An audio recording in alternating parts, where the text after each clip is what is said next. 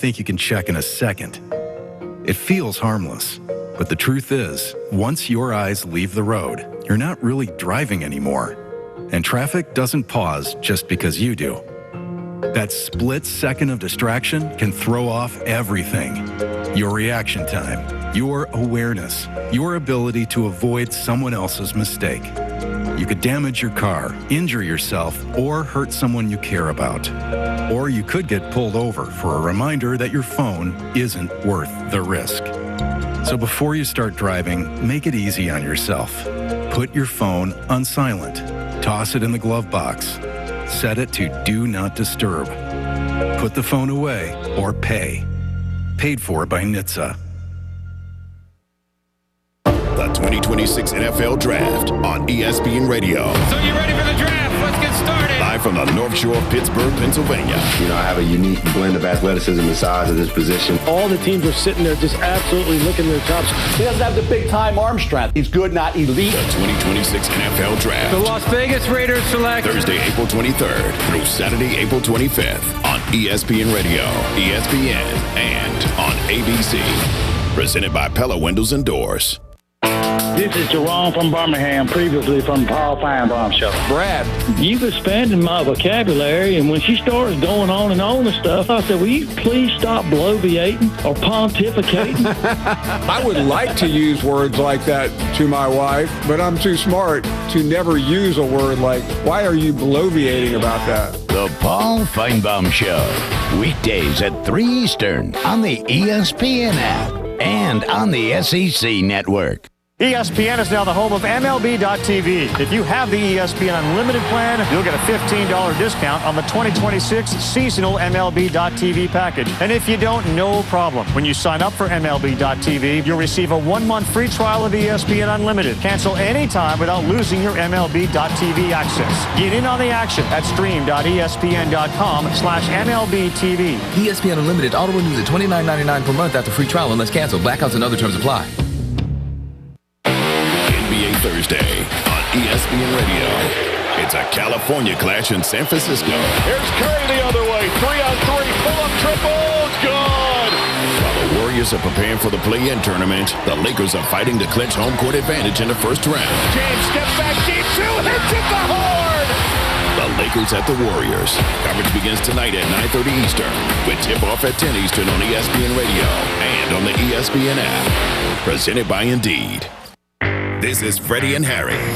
There is no way the Ravens are going to part ways with Lamar Jackson. Stop the nonsense. There's no way you part with a guy that has been synonymous with your organization and you think you're going to replace him. For anybody trying to push that narrative, I'm not trying to call your football acumen. I'm just saying stop. Check out more from Freddie and Harry weekdays at 3 Eastern on ESPN Radio and the ESPN app.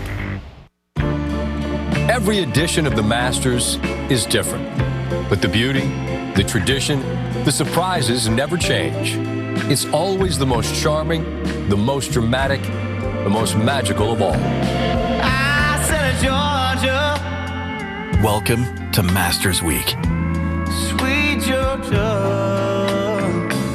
Coverage continues today on ESPN, ESPN Plus, and streaming on the ESPN app. The Dominique Foxworth Show. Another thing that makes it really interesting is like the value of each game. I'm not saying that people will watch it less, but you add more games and each game becomes a little less valuable. Then you create this incentive that we've started to see where there are teams who completely mail it in the final game of the year. Like those are things that you open yourself up to that I'm not interested in opening up. Like I thought 16 was enough. 17 seems fine. Check out the Dominique Foxworth Show anywhere you get your podcast. Evan, Canty, and Michelle are unsportsmanlike. The Houston Texans defense is elite, built to win now. Their quarterback play was the main reason they weren't able to get further. This is not personal with CJ Stroud. It's me looking at the Houston Texans, realizing you don't have this window forever. And if your quarterback is an impediment, that's a serious conversation that they should be having. Unsportsmanlike. Weekday mornings starting at 6 Eastern on ESPN Radio and on ESPN2. This is Pirate Radio, WGHB Farmville, 1250 and 92.7 FM Greenville, WDLX Washington, 930 and 104.1 FM Washington.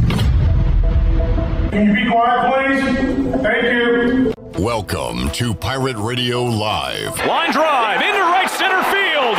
Burris around third. He'll tie the game.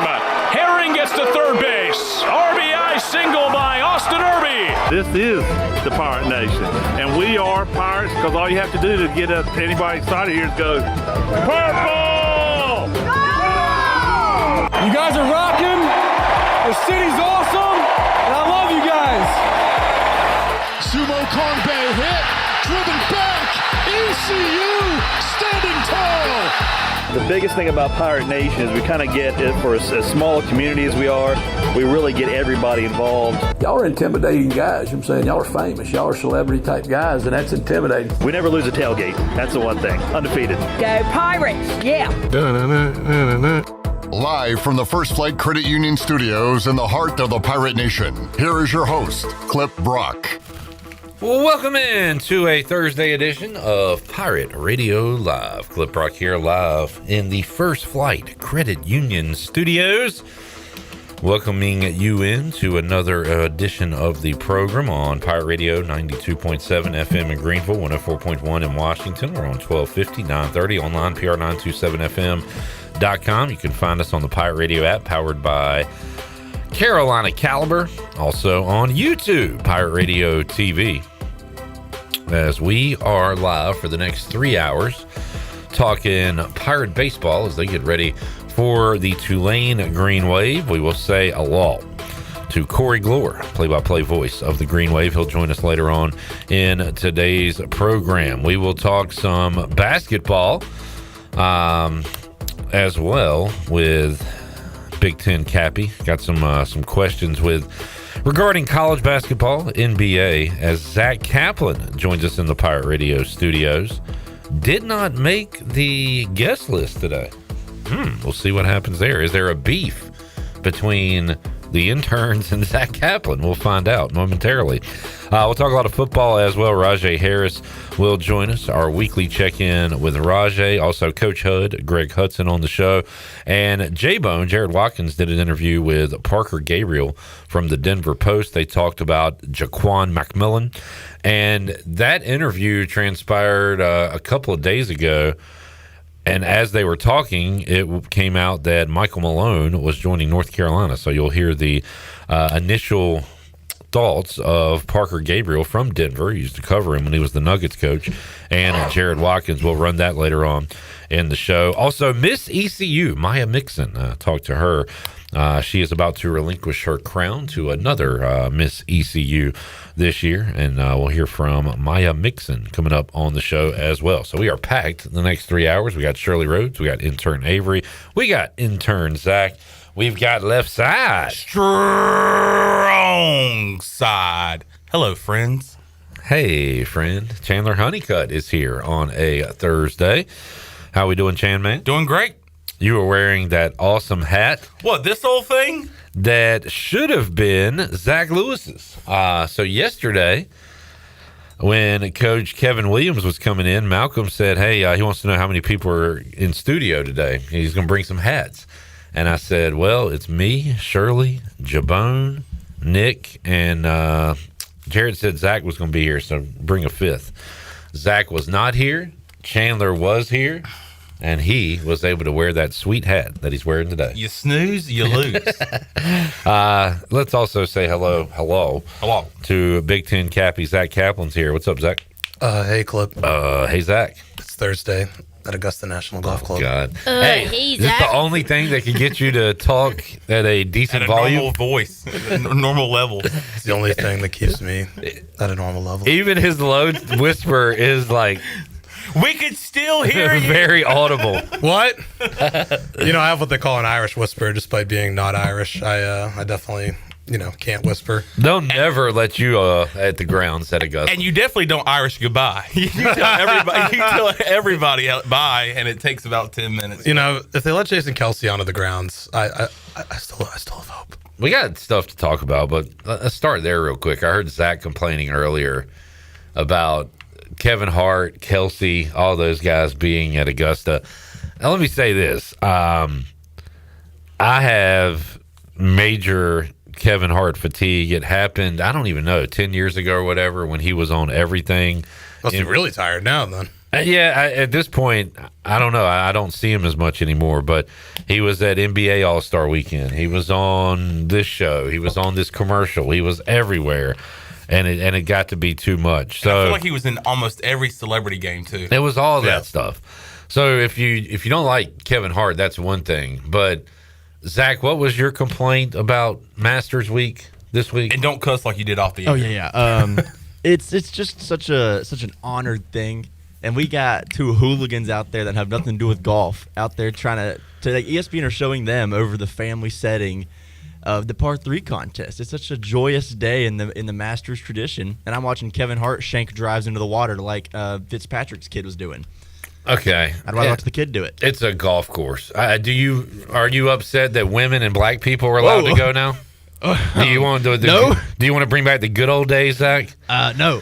That's what pisses me off about the Masters. It's like, you have to act a certain way or do this. You have to do what, Cliff? Very prestigious. No cell phone. What do you have to do? Guys, Tomato cheese it's a sandwich golf is course. $2. They're playing sport. They're grown men holding a stick, hitting a little ball, and we're acting like they're gods or something. Give me a break. For me, it's like the part of the beauty of it is like the celebrities get treated just like everybody else. Like for the most part, at least before this year, and I'm not watching for them. Like I can see Jason Kelsey on Monday Night Countdown all football season, and that's fine. I'm about at Kevin Hart fatigue level with Jason Kelsey right now. Yeah, I've seen enough of him. So those people in particular, I'm against. But them being on the coverage and everything, whatever, they're not out there today. They're not playing in the tournament. Do I need golf takes from the Miz? Like that's I'm like, did we jump the shark there? Shark. The shark. I mean, that's where I'm like, I'm not watching for you, Miz, Jason Kelsey, Kevin Hart. I'm watching for the golf. And yesterday I didn't really pay attention, but right. Well, today what's going on today? They had the Miz on this morning. I haven't watched any of the coverage. On ESPN coverage. I'm like, what? I'm like, there are people out on the grounds playing the rounds. I'm like, can I just see shots? Like I'm not here for these interviews on the side unless they're with the golfers. Who were they interviewing last year that I was making fun of? It was some actor or something. Yeah. Because I was making fun of all the people defending the Masters and talking about how great it was, and they were interviewing some actor. And that I don't know. And who was it for? Like I think about like the Chainsmokers the other night in between Final Four games. Nobody can ever. Who are these for? Nobody will ever be able to answer that question. And these interviews, like, there's no way people are tuning in for that. So who is it for? The Chainsmokers got no applause, also no boos. They just got nothing. There was nothing. They got golf claps. That was at the Final Four. At a football stadium. People got up, left, looked at their phones, talked to their neighbor. Like it was sad. I've never seen a more irrelevant halftime show. And I would have been just as mad in 2016 that they played between Final Four games as I would have in 2026. Yeah. Should have had G-Eazy. I know. Rapping about fornicating. Yes. And on top of a car. Twice on Monday Night Football. One of the all-time great Monday nights of my life was seeing G-Eazy. I still have not heard of him before or after that night in anything. No. I'm not even sure. Canceled. I've heard of him before. But it might be AI. Like, he might not even exist. Did Wes pay for AI? He might have. That's the question. Chad says, wow, old man take. I don't like fun. If it was fun, I'd be fine with it. What's fun about watching Jason Kelsey and Kevin Hart scoot around Augusta playing like I do? I think that's a good question, Zach. Who is this for? Who likes it? But yeah, I guess somebody does. For me. Each of those guys hit for a player. Like I think Kevin Hart hit for Bryson DeChambeau, maybe. I don't know who Jason Kelsey hit for. But usually it's the kids. Usually they have them up there with a toy golf club. I think Fleetwood's kids trying to hit the ground. Why do we have kids on these pristine grounds running around, Zach? This is a serious. What'd you call it? It was it's the most beautiful place in the world. It's an honored tradition, but exactly. Get out of here. And we've got little kids running around messing up the course. Get out of here. All right. They probably crap their pants. They got doo-doo in their diapers running around on the 7th green. That's a part of the tradition. Exactly, Joey. We gotta think about who these things are for. I really hate the Masters now. Who is this show for? The 25 to 54-year-old demo, I think. I don't know who this is for. What is this life for? Somebody asked. Creed, maybe? I can't remember. It's for people who can enjoy nice things in life, such as the First Flight Credit Union sponsored studio. Does it look great? Chandler, I think it looks outstanding. It's got, like I said, I walked in, it's got that new studio smell. I mean, it's great, and I think it looks incredible. It does, and one of the best smells of all time is the new car smell, and I wish they would have a fragrance. They do. Bottle it up and sell They it. do? Where? We landed on the moon. Bath and Body Works? Like new car smell air freshener. Chandler, I mean, it's everywhere. Lowe's, Walmart, Chemical Guys, AutoZone. I don't go to this Etsy. You want it to just appear? Yes. Yeah, it is a thing. They, All right. Where you say, I wish I could bottle this. They do. There's a bottle of They it. actually bottle it up. Yep. So there you go, man. Learn something new every day. Clearly. Jamie says, hey now. Hey now. And he says, hello. Hello. Gloor. Hello. Jerry says, hello. Chad says, bang, bang. Chat gang. Bang, bang. Pike liked the stream, and he said the beach is heating up. Lots of traffic in North Myrtle Beach. I would love to know how many miles is on Pike's vehicle because he is everywhere. We saw him Tuesday night for East Carolina. I saw him Monday prancing around outside of ECU football practice. Really? Yeah. Trying to get a in-depth look, huh? Trying to get a sneak peek. Is he spying on Coastal? Is that what he's doing down Pike the Peeper. Sometimes it's okay to be a peeping Tom when it comes to things like football. Peeping Pike. PJ says, hey. Hey. Mike P said, it's a golf course in Georgia. It's not sacred grounds. Hey, look, a pine tree. Hey, look, an azalea bush. I'm with you, man. Yeah. It's screw this tournament. It's overrated. I stand by my who is this for take, whether it's chain smokers or celebrities in the par 3 contest. Would you I'd much rather see John Rahm skipping a ball across the pond like he did either last year or 2 years ago than see either of those guys take a shot. I'd rather see John Rahm skipping across the pond, not the ball, but him himself. Physically. Yeah, that would be cool. Is Masters on your bucket list? Oh yeah. Yeah, right up there. That's one cool thing. If you're in TV in South Carolina, pretty much everyone gets credentialed down there. So I need to figure out how to finesse because even Myrtle, Columbia, the Upstate, they get their way in there. So I gotta figure out a way to get in there. Get a credential. Chad says it's not for golf purists. They want to get different eyes on the products. Want to watch golf? Wait until the tournament starts.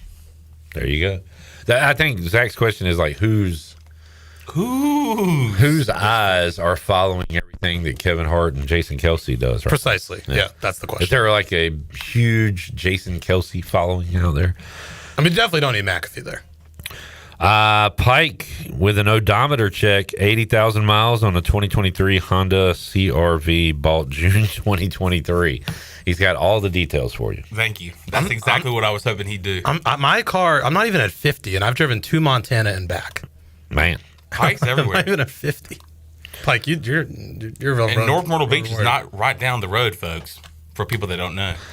How are you driving through mountains? You don't mind it? I've gotten used to it. The car has been up to the top of Glacier and down. So I made that trek. That's not for the faint of heart. Yeah, that makes me nervous. Kevin Hart. That's like switchbacks. That's like you better be paying attention like the whole way. 2 hands on the wheel. No messing around. Yep, no screwing around. All right. What's going on in Pirate Land? I'll tell you what. East. In Carolina. East. With a chance of a sweep on the road. And if that happens, 8 straight wins for the Diamond Bucks. Boy, you are putting 8 carts before the horse. Yeah, I'm getting a little too ahead of myself. They have a chance for a sweep. That or to win true. 2 or to win 1. But they could also get swept. Yep. Yeah. I just really want to go into that state game on a streak. on a streak. Before we get to current Pirates, let's talk about Pirates in the pros, because what a day it was on Wednesday alone. We got Connor Norby doing things, Alec Burleson hitting the ball and making a play defensively, Jeff Hoffman on the mound, and we watched Zach Agnos here in the Pirate Radio studio. Shirley put together a Pirates in the pros package. Let's hear it. Came on and got Ramirez. Norby deep to left field. Got a chance. Out of here. First of the season for Connor Norby. Big insurance run, 7-4. I feel great. I'm seeing a ton of pitches, hitting balls hard. They're just not falling. It can almost be more frustrating at times when that's not happening. They're not falling and you're feeling good. But just Clayton and our hitting coaches have just been reminding me, like, stick with the process. Alec Burleson, a line drive up the middle over the head of Abrams. 2 runs coming to the plate. Young's throw will be cut off. And the Cardinals pounce in the second. It's 2-0. Runner at second takes off. Little tapper, soft contact. Gotta hurry. Bare hand throw. Burley dog it out. And the pitch. And a ground ball back towards Hoffman. On to first, and the Blue Jays win it.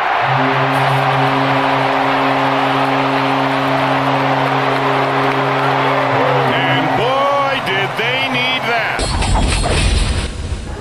Pena, ground ball to third. Fitting the Caros will end the game. He had a ton of chances today.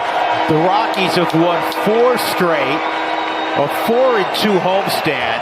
They sweep the Astros at home for the first time in 14 years. I don't know, after the second inning, just adrenaline took over. So, yeah, I think I can go all 9 now. I'm unstoppable, right? But, no.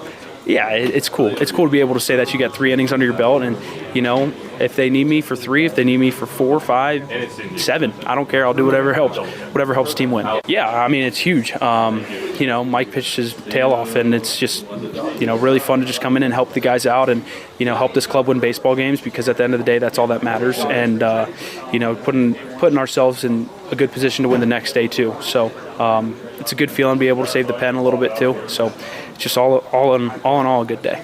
I know it's huge. I feel like we talk about it every day, the length of our pen. That was huge for Ags today to save some of our other guys for the San Diego series. The fact that he went back out there for the 9th, he wanted the ball back in the 9th. He'd be a huge team guy. That's what we want across the board. So very proud of him finishing that game today. Pirates in the pros. Great job there, Shirley, as they gave us a lot to work with on Wednesday. How about that? He's unstoppable. Zach, I love Zach that. Agnos is unstoppable. Say people, you know, never change. He is the same dude he was. Now, absolutely. You know, let's say he goes on to be reliever of the year and makes millions and millions of dollars. Maybe he'll change, but I don't know. As of right now, he is the same old Zach Agnos. Yeah. It's great to hear. It was a busy day for the Pirates and the pros yesterday. Awesome. Sure. Awesome stuff there. We'll take a break. That's some NFL news I saw today. Ooh. And it must be pretty big because a lot of people are talking about it. I saw where... Is it on the field or off the field? Well, no, it's on the field. Diana Rossini tweeted out this morning, the NFL informed its teams about when they could expect to see replacement officials visiting facilities if a deal is not reached by next month when the current CBA with the NFL Referees Association expires. It's got 3.1 million views, and it's got almost 3,000 replies. Not to mention all the quote tweets. So people are really into this news that was brought up by Diana Rossini this morning. I think for other reasons too. What? Oh, nothing. I mean, she's been covering the NFL quite a while now. She's been covering the NFL. She hates her husband. Oh my God! Every video she's ever done. There's things I did in Miami that I haven't told my husband yet. She's got a sense of humor. She jokes around. Now, until things get serious, we'll ask Zach Kaplan about the morality of his favorite football team's organization and their head coach when we return. He's giggling like a little schoolgirl. Back with you after this.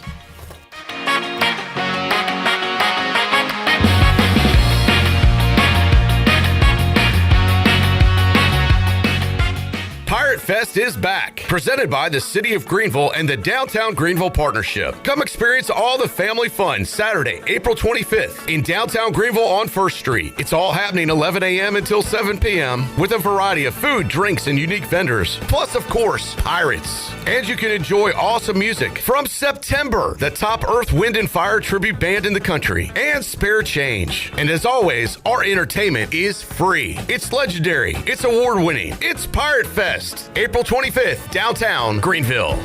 Pirate Nation, your dream home starts with Unshakable Builders. Now building in Sutherland Estates in Greenville and Dolostone Court in Wilson with homes available now. And stay tuned, Cross Creek Townhomes in Greenville and Whitaker Glen in Farmville are coming soon. Browse available homes, explore floor plans, and see past projects today at unshakablebuilders.com. Have questions? Use live chat, fill out the contact form, or call the office at 814-9105. Unshakable Builders, build on a solid foundation. At Tiebreakers, we pride ourselves on serving big, juicy wings. I'm talking big and juicy. Our chickens are the same ones that kick sand in the other chickens' faces. If our chickens played football, they'd be linebackers. The competition's chickens, they'd be skinny little kickers. Trade those kickers in for linebackers. Join us today for big, juicy wings. All season long at Tiebreakers. Tiebreakers, with 2 locations in Greenville and on Railroad Street in Winterville.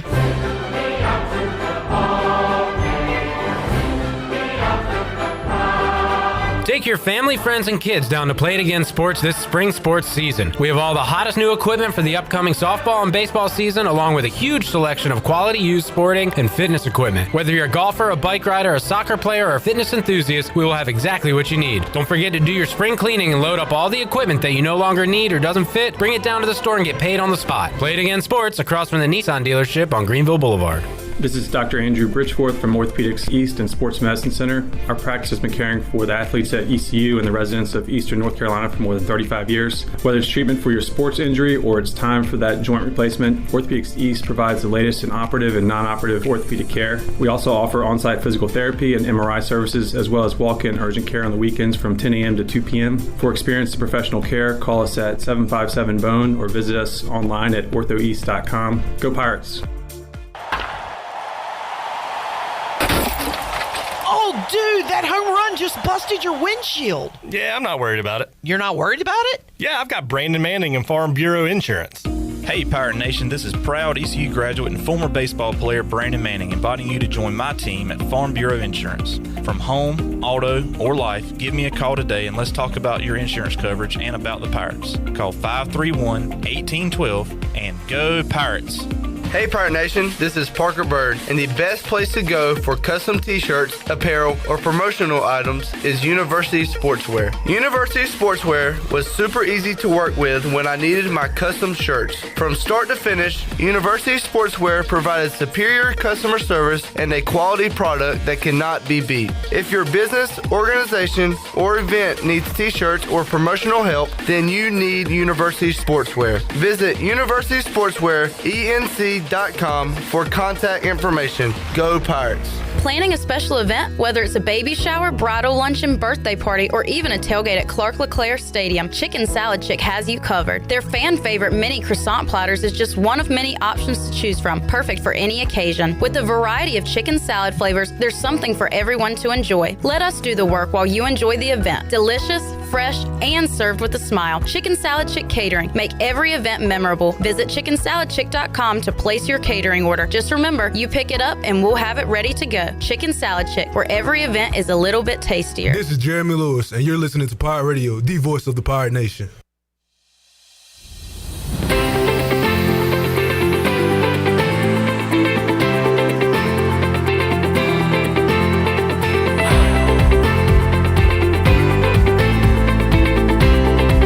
You're listening to Hour 1 of Pirate Radio Live. The Pirate Radio app is available now, powered by Carolina Caliber. Download the app today and have Pirate Radio at your fingertips. Now, back to the show. Welcome back. Ron Ayers Motorsports has been Greenville's go-to place for top-tier motorcycles, ATVs, side-by-sides, power equipment, and more since 1975. Stop by their 30,000 square foot store featuring Honda, Suzuki, Kawasaki, and much more, all backed by Ron Ayers' 50-plus years of trusted service. Go by and see Jimmy Stallings and his team today. Ron Ayers Motorsports, Highway 11, north of the airport in Greenville. Now let's head back into PRL. Here is your host, Clip Baron. Back with you, Pirate Radio Live. Day one of the Masters. Zach is in shambles. We just saw a wide shot of the crowd and somebody was vaping. Get him out. That is a disgusting act. on. What are we doing? Yeah. You should work there as like security or like kicking people out. I see somebody doing something dumb. Like tackle them. Somebody picks their nose. Get out of here. They don't do this here. Oh my God! Some giant meathead has just run onto the course. Oh, that's Bryson DeChambeau. Chandler, any birthday wishes today? I do. I have one. My Faja, Clark Honeycutt, my dad, is turning 57 years old. Ready to take the road less traveled? Sure. But no, They say Clark Honeycutt's taking the road less traveled. Yes, he is. But he is enjoying the day off at Carolina Beach. He just posted on Facebook that he was at his first stop of his birthday bar hop, which is Shuck and Shack, which is one of our favorite places down there. And so happy birthday to my dad. He was just seen with Ariel Epstein on top of him. Happy birthday, Clark. We hope it's a great birthday and enjoy that bar crawl. Yes. That sounds like a great birthday idea. Happy birthday, Mr. Honeycutt. Zach. Yeah. More just Patriots philandering going on. Misconduct. Yeah.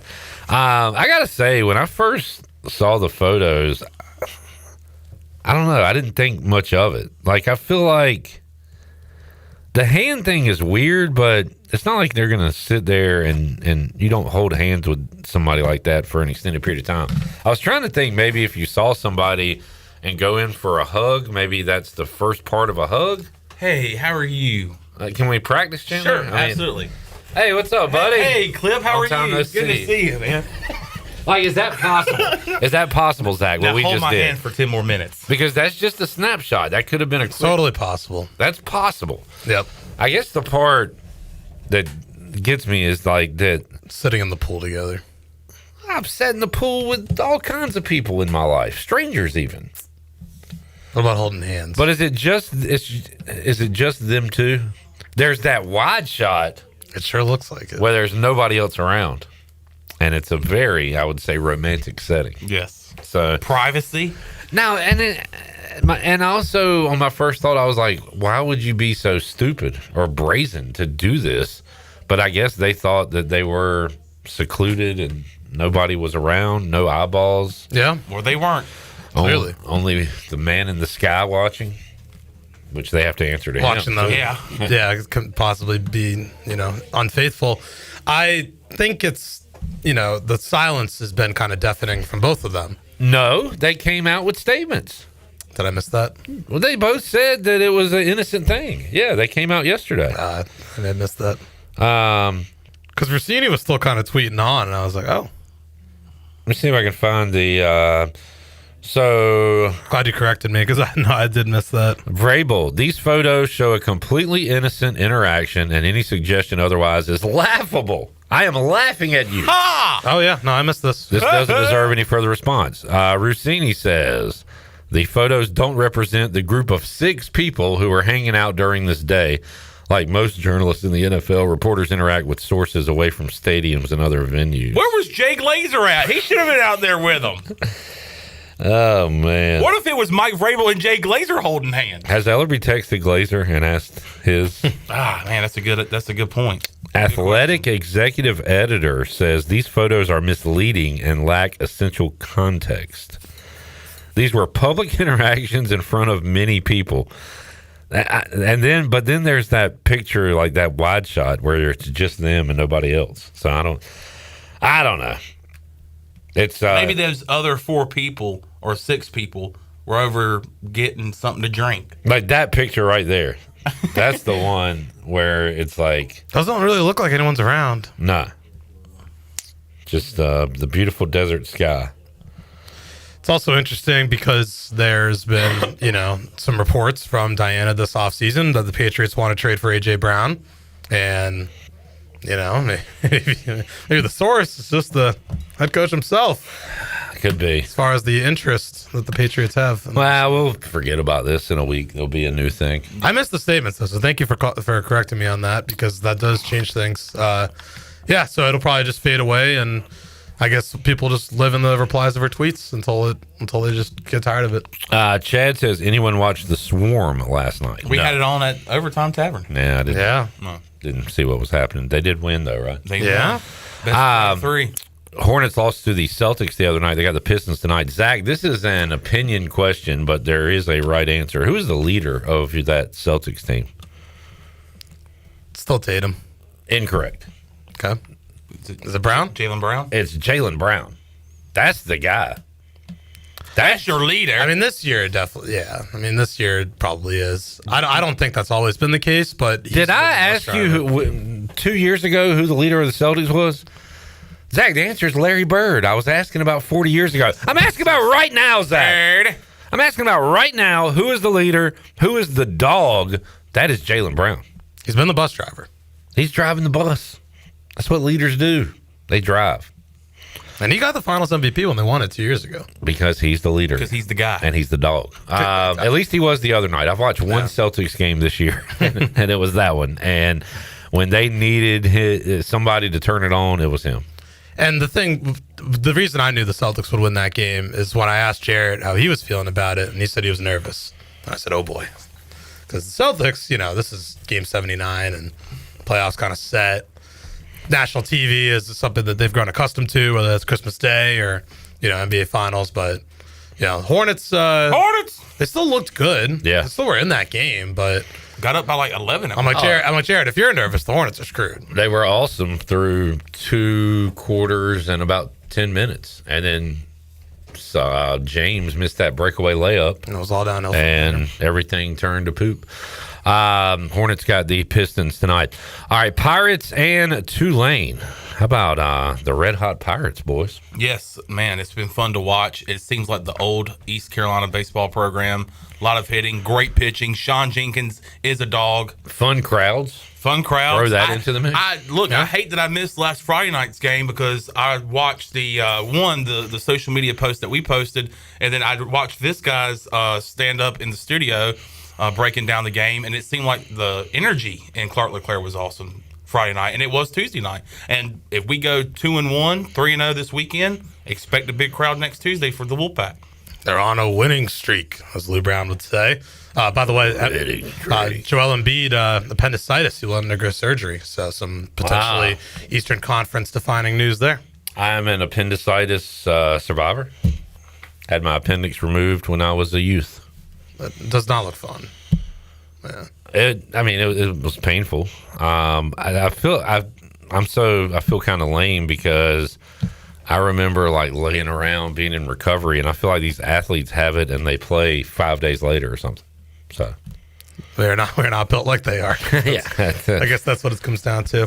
To go back to the Pirates clip, I think that just the biggest difference has been at the plate, where you've really started to see production from just about everybody.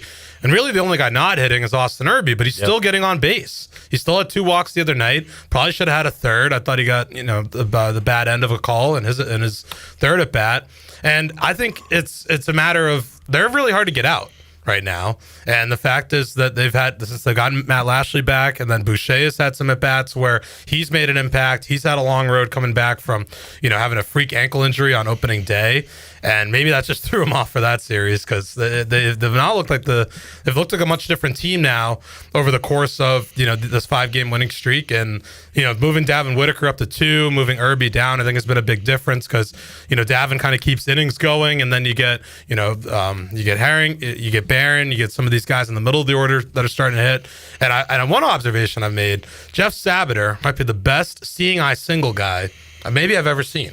And he's the guy in the middle of the order that no one talks about, but continues to find ways to get on too. So if they can keep it up, Tulane is not as good this year. Yeah. But and they never played well there. But if the Pirates can go down, even get 2 out of 3, I think that's huge. I think my favorite Pirate as of right now in this part of the season is Grady Linehan. He is so fun to watch running the bases. He's got speed. Yeah, Name Redacted put that out, and I was like, you know what? That's a great point. I'm like, he really can fly, and he's been awesome as well, and unexpectedly awesome. And the bat, but you mentioned it too, anyway. the bats are cranking up, but also the insurance runs last Friday night, and then Tuesday you were able to get one insurance run to kind of pad that lead. That's huge going forward, and because it seems like the first start of the season, it was hard to get those runners in. They weren't at the beginning of the game, and now we're starting to see some productive hitting towards the end of the game to pad some leads and get out of there with a win. I'm turning into Katy Perry in here, talking a lot about last Friday night. Last Friday night. Zach, do you have something? Yeah, Grady Linehan has been our most consistent bat throughout the entire season. We had Herring and Irby started off well, and they've kind of dropped off, and then Davin Whitaker came in later, but Grady Linehan has been mashing the whole season so far. He has not had a down week, truly. And those guys will get cold at some point, but then you hope maybe Irby can step up and then have to take some of that responsibility like we thought he could at the beginning of the year. So they're getting a lot deeper as far as bats that you can trust, and that's been the key. They've kind of stepped up knowing that the pitching staff is depleted. You may see Van Kempen back by the end of April. I don't think you'll see Weber back this season, as I think I said earlier last week on the show. Walker Barron's starting to get into it too, being very productive at the plate.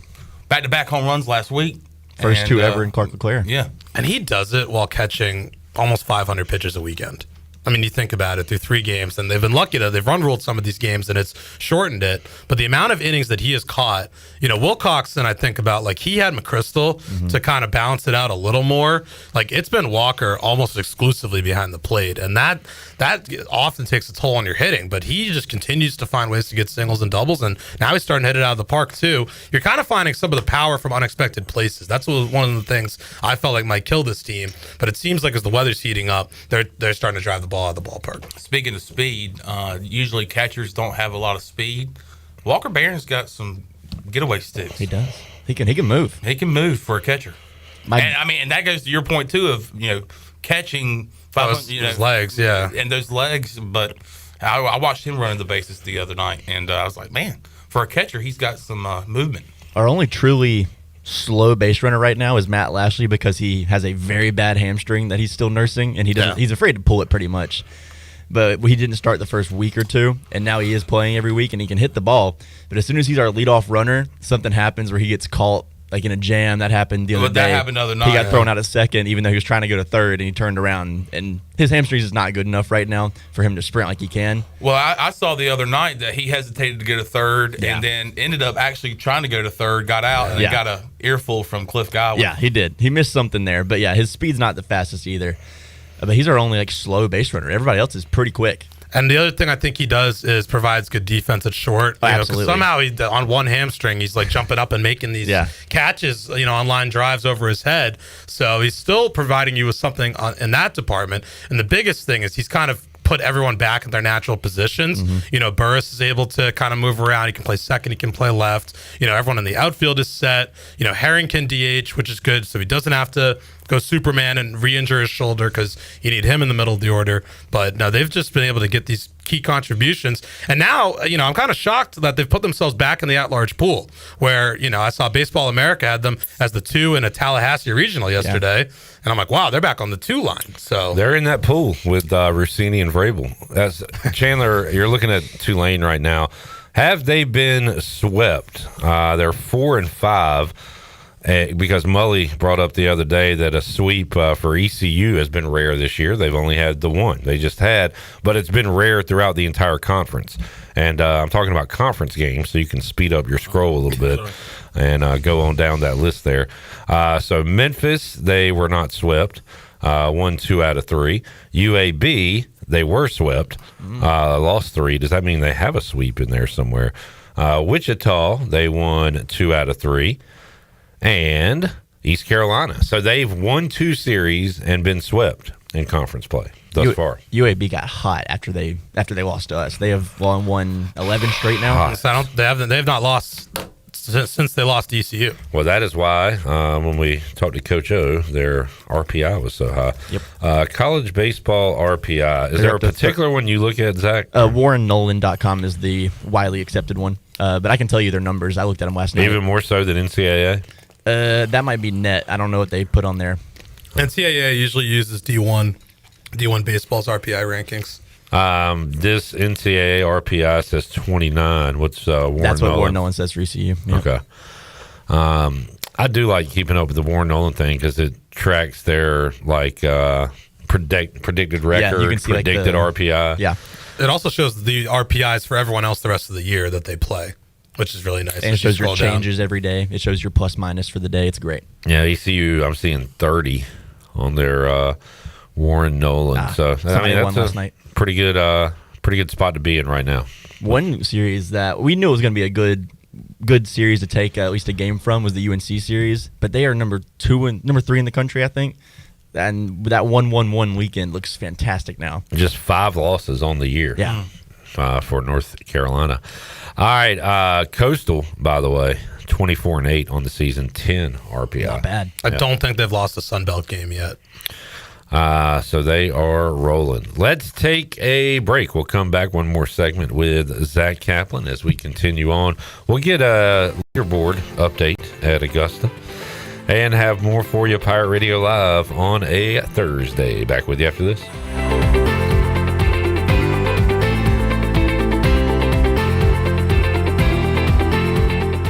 Ready to take the road less traveled? This April, get behind the wheel of a new 2026 Subaru Forester base at Capital Subaru of Greenville. Lease it for $269 a month for 36 months. That's all happening right now at Capital Subaru of Greenville, off Memorial Drive, or online at capitalofgreenville.com. Capital Subaru of Greenville, a proud official partner of the ECU Pirates. Price does not include licensing costs or registration fees. See dealer for details. Offer expires April 30th, 2026. Hey, O's fans, kick off your weekend with Party at the Yard, presented by Coors Light. Every Friday home game. Hit the Coors Light roof deck and Legends Park for happy hour featuring $5 12-ounce Coors Light when gates open until 1 hour after first pitch. Enjoy live music, photo ops, and entertainment all night long. And welcome a special guest splasher who will keep the good vibes going in the bird bath. Party with the O's on Fridays. Visit Orioles.com/party at the yard. Hi, I'm sure you heard the bells and whistles next door. We're just securing your neighbor's house with the smart home features like cameras and security. I'm sorry, who are you? Oh, hi, yes, I'm Mike with SCI Technologies. You know, Eastern North Carolina's premier security provider. We do fire alarm, audio, video, and security. Ooh, how can you help me? Give us a call, 252-321-7006 for a complimentary quote, or you can email us at info@sciteks.com. Overtime Tavern is the place to be for great food, cold drinks, and all your game day action with over 10 TVs. Swing in today and try a mouth-watering burger, glizzies, wings, or check out their daily specials featuring some of the best items on the menu. OT's has a weekly lineup of entertainment starting Tuesday with Singo, Wednesday is sports trivia with Clip Brock, and Thursday's local acoustic acts playing the tunes. OT's is located on Charles Boulevard across from the Sheets and is open daily from 11 a.m. to midnight. There's always time on the clock at Overtime Tavern. Here at the Holistic Company, we know that life throws you its fair share of curveballs. Like passing that drug test? Congrats. Now you can finally relax, kick back, and, well, light one up. You've earned it. With weekly events like trivia, karaoke, comedy, open mic, movie night, and, of course, all your favorites. Flour, merch, carts, edibles, and wellness products. Whatever you need to legally take the edge off, we've got your vibe covered. Order online at theholisticco.com or visit us at 5th and Evans in Greenville or at one of our other 2 locations in Fremont or Smithfield. The Holistic Company. It doesn't matter if you're running drills at the park, playing pickup on a Saturday, or sinking the final putt. When you compete with your friends with Michelob Ultra on the line, competition isn't that friendly. The trash talk, next level, and the stakes, oh, those are crystal clear. With only 95 calories and superior smooth taste, it's the ultimate trophy. Superior is worth playing for. Michelob Ultra, superior light beer. Enjoy responsibly. Copyright 2025, Anheuser-Busch Michelob Ultra Light Beer, St. Louis, Missouri. Phelps Chevrolet is the dealer to see for a car or a truck or an SUV. The best service and quality. That's the Phelps guarantee. Phelps Chevrolet, the name you can trust. Phelps Chevrolet, you can count on us. The name you can depend on. Phelps Chevrolet. Get you one. If you're hungry for a great steak with honest-to-goodness flavor, head over to Larry's Steakhouse, open Monday through Saturday at 11 a.m. Serving up hand-cut, aged ribeyes, tender grilled salmon, bold grilled shrimp, and juicy grilled pork chops, all right off the flame. Pile your plate high with a 25-item salad bar. Try one of our hearty daily lunch specials. Larry's Steakhouse, good food, good folks, and a good time. Located at 2800 East 10th Street across from the old Highway Patrol Station. Call 751-6510 for takeout and reservations. Larry's Steakhouse. This is Josh Moylan, and you're listening to Pirate Radio, the voice of the Pirate Nation.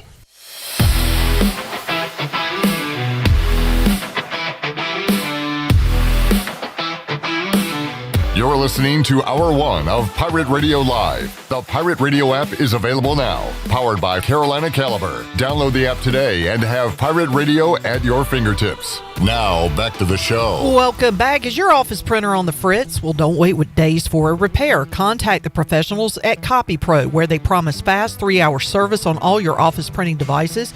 Contact CopyPro today for a free office printing analysis to help you cut costs and boost efficiency. For reliable, fast service, call CopyPro today at 756-3175. Now let's head back into PRL. Here is your host, Clip Rock. Back with you, Pirate Radio Live on a Thursday. We doing Dog of the Day today? Dog of the D, yeah. Unless you want to do it tomorrow. Up to you.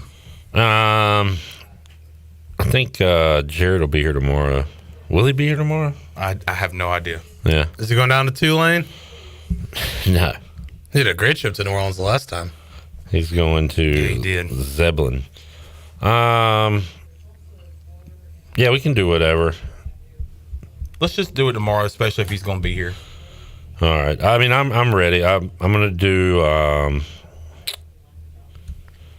which I did it beforehand. I think it was 325. Morikawa top 10 finish, but now I'm going to change it if we're going to do it tomorrow. Okay. And you don't want you don't want Morikawa stock right now. Yeah, is he hurt? Yeah. Yeah, banged up. Got a back issue, and swing speed is not there like it normally would be. And listen to you. I have not checked in on where he's at so far today, but I don't know if he makes it through 4 days, like regardless of making the cut or not. He is 2 over. Shirley, one thing that is great about the Masters is the music. Can you find that for us? While she does that, I suppose Shirley could find some music. While she does that, and we have the Doghouse Tavern on our minds here. I did go by there yesterday. Mm-hmm. They were in there. They had just installed a dartboard, and it's like a digitalized dartboard. I saw that. It was awesome. Really? And you're playing with somebody else at a different bar in the country. Like Mike, the guy that owns it, he was playing darts with a guy in like West Virginia at a bar. It was really cool. I'll need to post it on Twitter. Sir, bring your voice down. Sorry. He was playing darts. And by the way, on Saturday, the Doghouse Tavern, that sponsors our Dog of the Day every Thursday, but for the past 2 weeks, every Friday. Yeah. Is celebrating 1 year of business. Wow. Well, on Saturday, April 11th. 365 days of great, fun, friendly service. So please. They all lead up to this one. Go out tonight. They're going to have music bingo with DJ Wild Willie. Oh my God. From 7:30 to 9:30. Willie will be getting wild at the Doghouse Tavern. They have drink specials all night. Free pool from 11 to 6. Please tell me they have grape and apple White Claws. Clip Rock. They do. Well, that's great, but do they have Fireball? Absolutely. Funny you ask. I only have $4 though. No need to have any more money than that. It's $4 a shot. Wow. Maybe we can have a patron wire you some funds, Clip Rock. So if you do not mind, please go support the people, the fine people at the Doghouse Tavern. Where can they find it? I'm so glad you asked, Zach. 2nd Street, right there in the heart of Aiden. Where my dog at? Now I can talk like this. Where's my dog at? I have lost my dog. Has anyone seen my dog? Where my dog's at? Looking at the leaderboard in Augusta. Leaderboard. They're not booing. They're saying Boo Earns. Sam Burns. In a tie at the top with Rory McIlroy. Hi. Tie? Both 5 under par. 2 shots back. Big group with Jason Day, Patrick Reed, Scotty Scheffler, Xander Schauffele, Shane Lowry, Justin Thomas with a group at 2 under par. A lot of 1-unders today, including Freddie Couples. Told Mully I wanted to bet the Fred Couples to make the cut. Smoothest swing in golf history. Brooks Koepka, Jordan Spieth also at 1 under. Large group of even pars that includes Corey Connors from Canada, Sergio Garcia. At 1 over, you got your Zach Johnsons of the world, along with your 07 winner of the Masters. I have a lot of money on him to be top senior, so please, Zach Johnson, get there. He's on the senior tour? Yeah. Oh, my God. Does that make you feel old or what? I think that might have just done it for me. Like, I realize I'm old. I know all these old athletes have retired, but Zach Johnson being on the senior tour. Wait, so how The old? closest guy odds-wise to him is fresh out of prison, Angel Cabrera. What'd he do? I think he may have stolen some money. I don't know that for a fact, so we should probably confirm that before I get sued for slander. That would be awesome. that would really stink. Didn't he try to fight somebody one time? Hey, we all have. I have. Zach released from an Argentine prison in August 2023 after serving roughly 30 months for gender violence against former partners. He has since returned to competition. Gender violence. That's what they call it in Argentina. I'm seeing domestic abuse charges. Either way, neither one of those things are stealing money. No, I think stealing. I think I'd rather him steal money than hit women. Yeah, I'm with you. Probably be better. Zach Johnson is 50. Man, 50. He just turned 50. You know what else is crazy? February 24th. He finished like top 10 at the Masters last year. 1976. How about this, folks? 50 is 50. Oh my gosh. 50 Cent is 50. Now that had to be one hell of a party. Yeah. 50th for 50. Do you think G Unit showed up? Judge unit. I think they did. All right. Zach, Michigan wins the NCAA championship. Be honest. Does that move the needle for you as a Penn State grad? Does that mean anything? Nope. I thought about it the other day because the Big Ten now has the football and the men's and women's basketball championships. And it's like the meme of I've won, but at what cost? The Big Ten runs college sports now, but at the expense of, money dominates everything and nothing else matters. And there's no loyalty, and we've lost, 4-year players at schools, and, everyone's just a hired gun, and literally your roster changes every single year. It's like me going to... So what cost? I don't know. Do they have trophies that played against sports? Pretty sure. I hope so. They got about everything. I'm just go in there, buy a trophy, put it in my trophy case, and say, "Look, I'm the champion. I'm number one." Because you purchased it. Because I just went and bought me a trophy. I guess your answer is no. You don't care. It's good that it was embarrassing that it had been 26 years for the Big Ten, considering all the Embarrassing to who? You're a Penn State graduate. You're not a Big Ten graduate. You didn't go to Big Ten school. He went to a Big Ten. I went to a Big Ten school. But who cares? So, like, when Rutgers wins a rugby game, do you get fired up? I can't say I do. My one hope is that if Michigan can do it, maybe, just maybe, Penn State will one day spend the funds. Now that they've shown it can be done in football and men's basketball. I don't know. From scratch. Is that a fair comparison? Comparing Michigan basketball to Penn State basketball? I mean, no, but we've won a tournament game this decade. We almost made a Sweet 16, beating Texas. But. If you had the chance to get a hat, a Big Ten hat, or a shirt for a good price, would you buy it? Probably not. Free hat! I was just asking. I'd take a free hat. Because there is fans out there. No, there's not. There's SEC people who. Well, there's I feel like there's ACC fans, like state fans, Carolina fans that will root for ACC, like in certain situations, like championships. And Mike P said, cheering for the conference your team is in is so dumb. Agree. My one hope is Penn State winning a men's lacrosse championship. That's true. They could do that this spring. They're not gonna go to Omaha. Mike P, did you see the clip of the coach tackling the girl on the opposing lacrosse team? I came across a clip. I don't know what league it was, but she came off the sideline and like tackled an opposing player. It's pretty cool. It's not a male coach doing that, right? It was female on female. Okay. Which we got to stop all this female on female crime. Got to stop it. Absolutely. And that starts today. Today? That is my one call. Yes. Female on female violence. Right. Yeah. Got to stop. Zach, thank you for hanging out. Thanks for having me, as always. A pleasure. And I think the segment's done and dusted, Clip. D&D.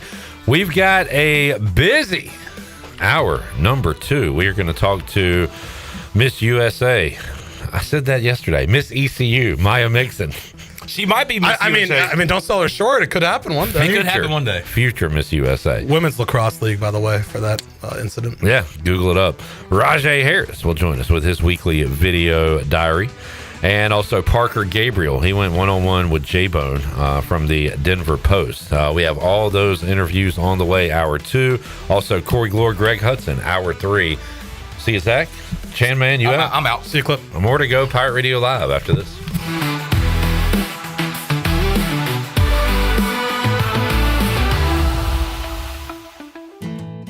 I'm Sam Jones, and for more than 3 generations, my folks have kept the fires burning for Eastern North Carolina Whole Hog Barbecue. At Sam Jones, you'll find our smokehouse pumping out wood-fired meats cooked fresh every single day. There are no freezers at our place. Everything, and we mean everything, is made fresh daily, including our sides, sweets, and sauces. Stop in and see us, and I bet you'll be able to taste our passion in just one bite. At Sam Jones Barbecue, you'll find plenty of smoke, but no mirrors. Hey Pirate Nation, level up your weekend at the Greenville Museum of Art on Saturday, April 18th. Bring the whole crew from 11 to 3 for Super Family Game Day. We have board games, arcade classics, food, and fun for all ages. Then come back at 6 p.m. for the GMO Arcade, an adults-only night with games, trivia, and an open bar. Grab your tickets now at gmoa.org in the events section and support art in our community. Don't miss it. Go Pirates! Spring is a great time to plant flowers, trees, and bushes. When planting your landscape, please keep in mind that you should never plant anything within 3 feet of a gas, electric, or water meter. The same thing applies if you have an electric transformer in your yard, except keep plants 8 feet clear of the front in case crews need access during a storm or an outage. Always remember to call 811 at least 3 business days before you dig to avoid underground lines. This important safety message is from your neighbors at Greenville Utilities. College is hectic, but where you live shouldn't be. At Pirates Cove, you get your own quiet space and private bathroom. With 2 pools, a fitness center, EV chargers, the only student property with a new soccer mini pitch field, a business room for focus, and a quick ride to campus. No dorms, no drama, just the lifestyle you're looking for. Pirates Cove isn't just where you stay, it's where you live. The NU in New Blue stands for Next Up, and with their Next Up mentality, they are staying hungry to go the extra mile just for you, humbly learning through continuous training and a commitment to remain focused on working smart to deliver a new level of service excellence. Next Up means doing the small things right because your home deserves it. Whether it's plumbing, electrical, or HVAC issues, New Blue is next up and ready to help. Visit callnublue.com or call 252-228-5855. New Blue Service Group, redefining service excellence. Go Pirates! Get ready, because Honda has equipped the 2026 CB750 Hornet with E-Clutch, delivering stall-free starts in traffic and full-power quick shifts up and down when you want to wake it up. A torquey 755cc parallel twin delivers arm-stretching acceleration with Street Fighter style built to stand out. Visit Ron Ayers Motorsports, Highway 11 north of the airport in Greenville, and experience the 2026 Honda CB750 Hornet E-Clutch. For your safety safety, read the owner's manual, and always wear a helmet and night protection. Honda motorcycles are for riders 16 years and older. Ready to play a little kickball? Robbie's Clubhouse, a place for special needs adults and children, will host their annual kickball tournament on Saturday, April 25th from 9 a.m. until 2 p.m. at the Sarah Law Softball Complex located on Reedy Branch Road in Winterville. Come join the fun while helping the special needs community by joining us as a friendly kickball. To register a team, visit eventbrite.com and search Robbie's Clubhouse or call 252-916-9117. And we'll see you Saturday, April 25th. Do you ever talk to yourself about where to eat today, and then you hear Warren's hot dogs. Then you're thinking, yeah, 2 hot dogs, chips, and a drink for $7.50 would be awesome. Warren's hot dogs. And maybe some homemade lemonade, perhaps a pizza or a sub, and definitely an apple or peach turnover. Warren's hot dogs. Don't overthink where to eat today. Go to Warren's Hot Dogs in Greenville across from Ron Ayers or in Chocowinity next to the fire station. Warren's Hot Dogs, serving the Pirate Nation since 1991. Go Pirates! This is Pirate Radio, WGHB Farmville, 1250 and 92.7 FM Greenville, WDLX Washington, 930 and 104.1 FM Washington.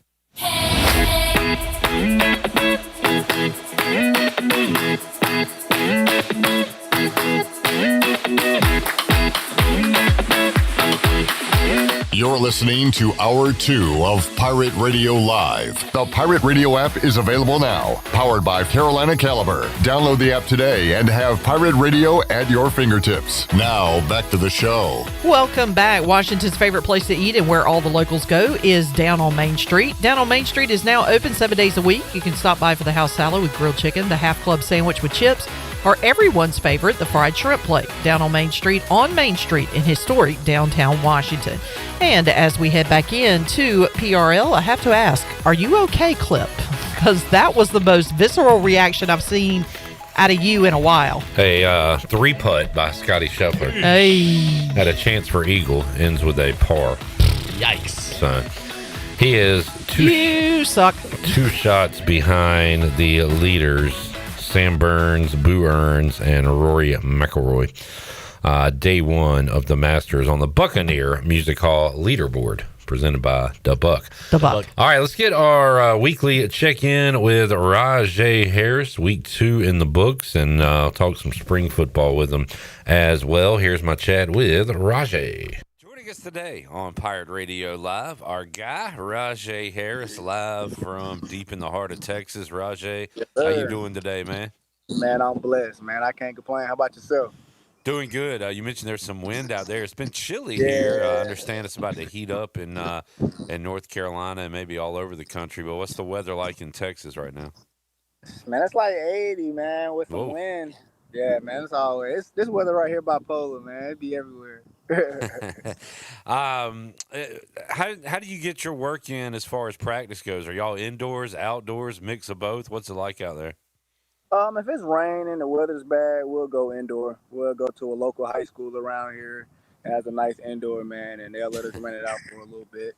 But yeah, man, it's crazy around here, man. I can't lie, Cliff.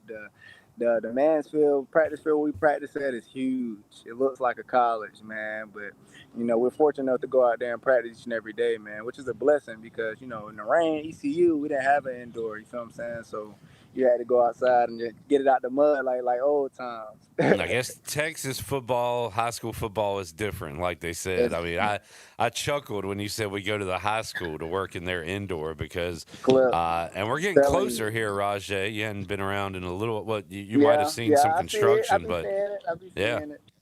I've been seeing it, man. But it's different though, Clip. It's different. High school up here is different. It's different.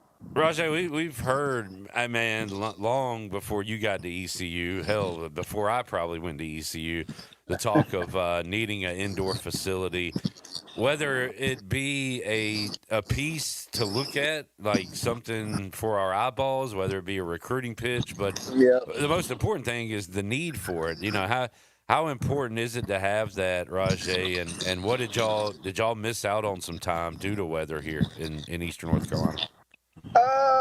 Some days we used to have to go into like the basketball gyms and stuff like that. But when you got an indoor, man, which it's growing over there in East Carolina, but when you got that indoor, it's good for recruiting.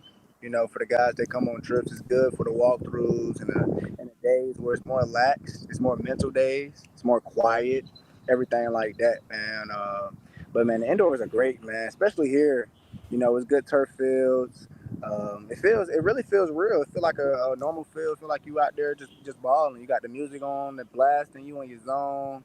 But it's real good for the weather, for the temperature of the weather, because Texas do get hot sometimes, and they look out for it sometimes, But it's just good. It's just good for us, man.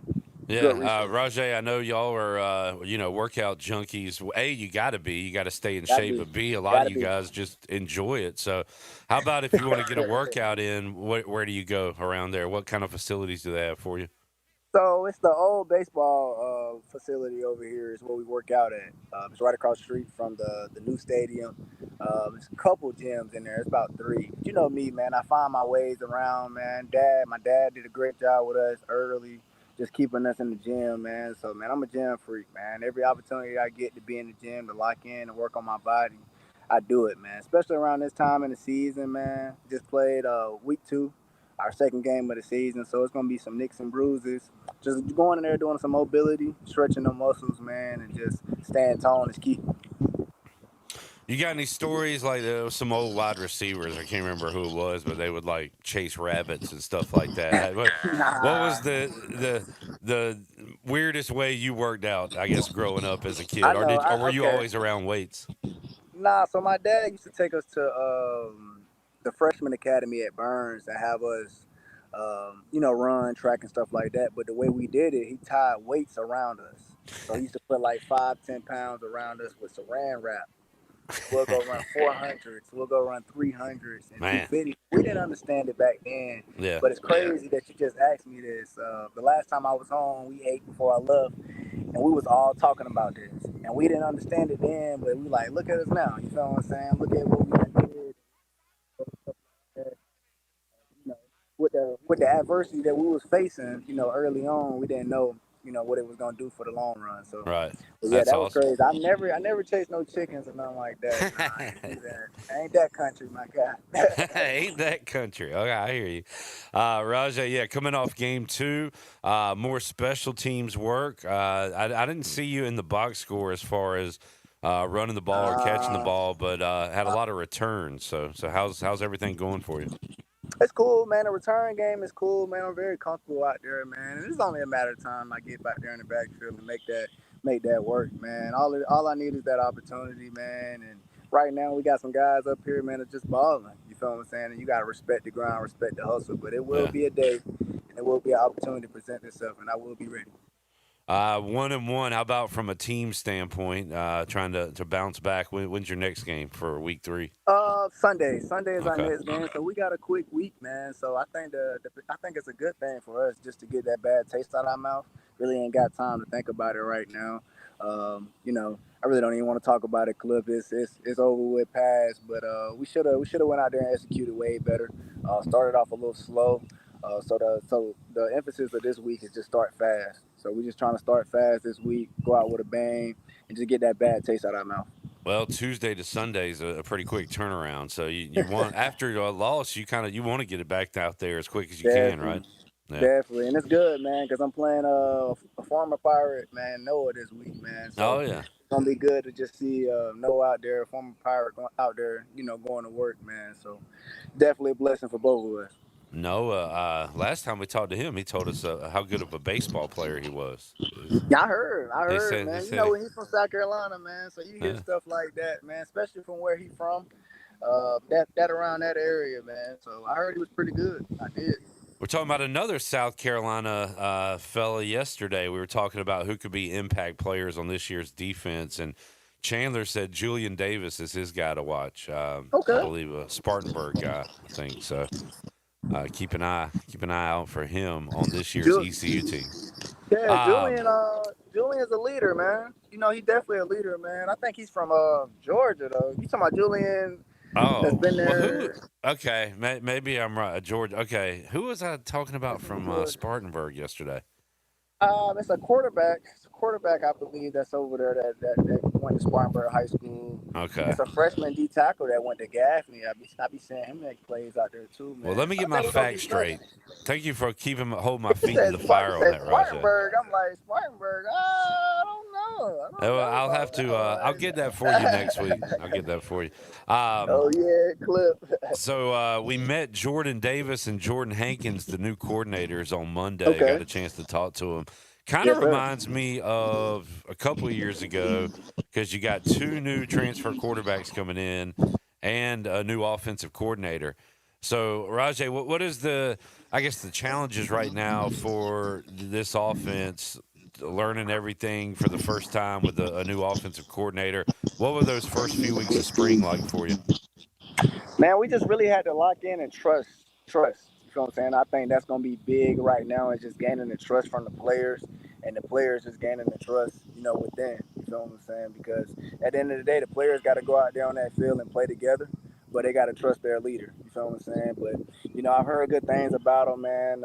Talking about the OC, I don't know the DC that well, but I heard great things about the OC, man. And I'm looking forward to us putting up a lot of points, man. I'm not too familiar with a lot of them guys in the locker room. That could change, man. I'll be down there sooner than later to meet everybody, man. But, I heard great things, man. I can't wait to see it. Yeah, got another scrimmage coming up Friday. We'll meet all the assistant coaches coming up on Monday. Had our 3-point contest, Rahjai. You need to go check it out on YouTube if you haven't seen it yet. I will. I'll check it out, Clip. See what you're doing. Watch my first 2 racks. I had 7 through the first 2 racks and didn't do nothing after that. So you can fast forward. Yeah. We got to be consistent, Clip. We got to be consistent. Yeah. I'm not a stamina guy. Put me in. Let me start and then take me out after about 2 minutes, and I'll hit a couple though. But Blake Harrell, I'll say this: Blake Harrell improved from year 1 to year 2. So 1%, Rahjai. He got 1% better every day, and now he looked pretty good. That's what's up, man. That's what's up. That's that 1%. He must be following the rule. He must be being consistent, Clip. We got to be more consistent, Clip. You're right. We got to be more consistent. You're right. All right, Rahjai, who y'all playing this week? You said so we got Noah. Birmingham. Yeah, Birmingham, the Stallions, man. So it's Where's gonna be that a game? good matchup. It's gonna be at home. It's gonna be in St. Louis in the Lou, man. So it be rocking up there. I can't wait to get back up there. That's gonna be awesome, man. We'll be checking you out on Sunday. Rahjai, great keeping up with you, man. Love our video diary we do with you to kind of just keep up with your week to week. Always enjoy it. Staying consistent. There you go. That's what it is. The word of the day. We'll talk to you next week, Raj. Yes, sir. Good to see you, man. All right, a lesson in consistency from Rahjai Harris, the word of the day today. I'll have to ask him, has he met the Saint Lunatics yet, Shirley? Nelly and that crew. And if he's seen the Arch. Do people care about stuff like that in 2026? Well, I've never been to St. Louis, so I would love to see the Arch. Have you? I have a big gripe with the Arch. I've been in it. I've been to the top of it because you can do that. All right, so you can go inside the Arch. You can. Yes. And the elevator is very trippy because you go up, side, because it's curved. Wow. My big gripe with the Arch, it's a national park. So what is that? Why? National parks are the Smoky Mountains, the Grand Canyon. We have a national monument designation, but no. St. Louis Arch need to be a national park. Okay. I have a huge gripe with that, but I can understand. It's cool to be at the top of it. That's it. How wide is it? Oh, it up in the top. The windows are pointed down because of the way it's built, and it's like you could fit 3 people across it. Oh man, so it's pretty tight. It's tight up there, and it's only like 5.5 foot tall at the top. Like I had to crouch down the whole time. It's very confined, and the elevators they fit 6 people, barely, and you have to like hunker like this the whole way up. I feel like a little claustrophobic. Yeah, it is. There maybe if it's not for claustrophobic people at all. All right. There is your Arch report on Pirate Radio. Some Arch madness. There we go. We'll take a break, come back. When we return, we'll hear from Miss ECU, Mya Mixon. We'll talk about her year wearing the crown and more. Back with you, Pirate Radio Live on a Thursday after this.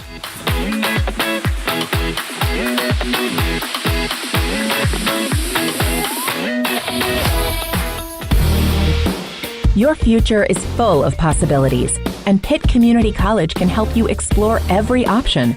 You can earn a degree, learn a trade, transfer to a university, or launch a new career. We offer the support you need to succeed with flexible schedules, affordable tuition, and programs designed for the real world. Your path, your future, your college. Pitt Community College. Register now. Hey Birdlands, Family Sundays presented by Empowering Education are a day full of fun for kids of all ages. Before the game, meet the Orioles mascots, grab autographs, and watch the kids take the field for the national anthem. During the game, kids take over with kid-friendly music and inning breaks, kid guest flashers, and more.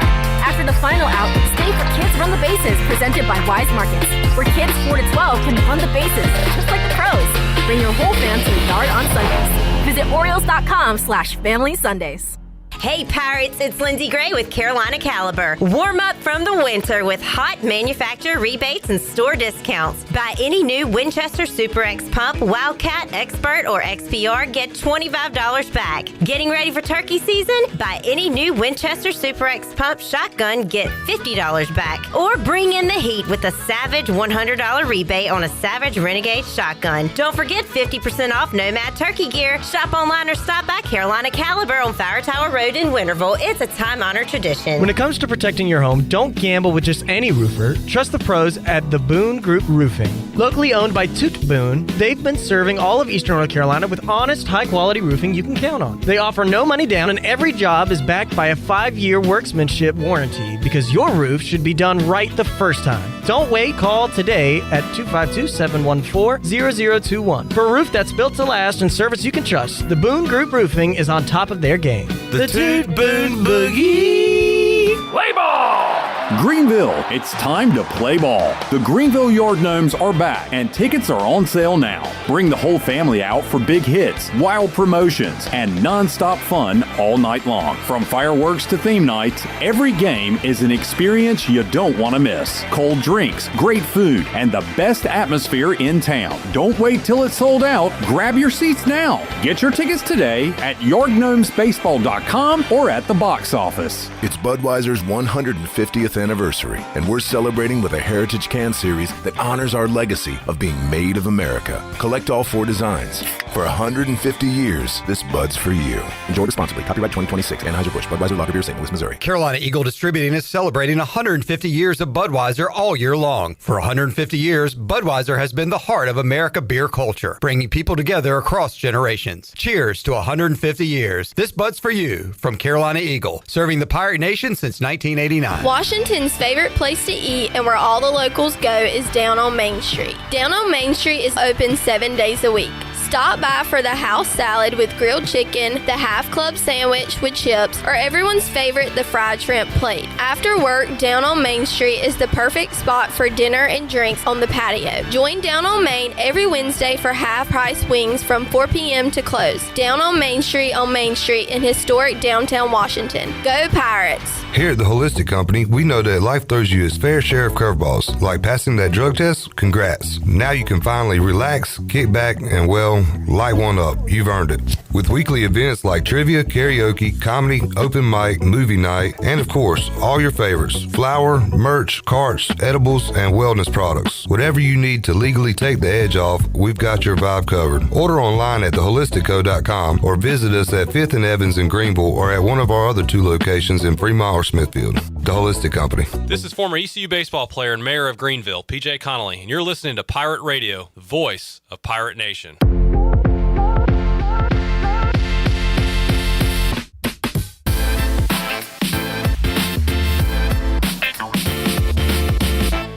You're listening to Hour 2 of Pirate Radio Live. The Pirate Radio app is available now, powered by Carolina Caliber. Download the app today and have Pirate Radio at your fingertips. Now, back to the show. Welcome back. UBE has been an ECU tradition for over 50 years. You can shop online anytime at pirateware.com. UBE has the biggest and best selection of ECU sportswear and accessories for Pirates of all ages.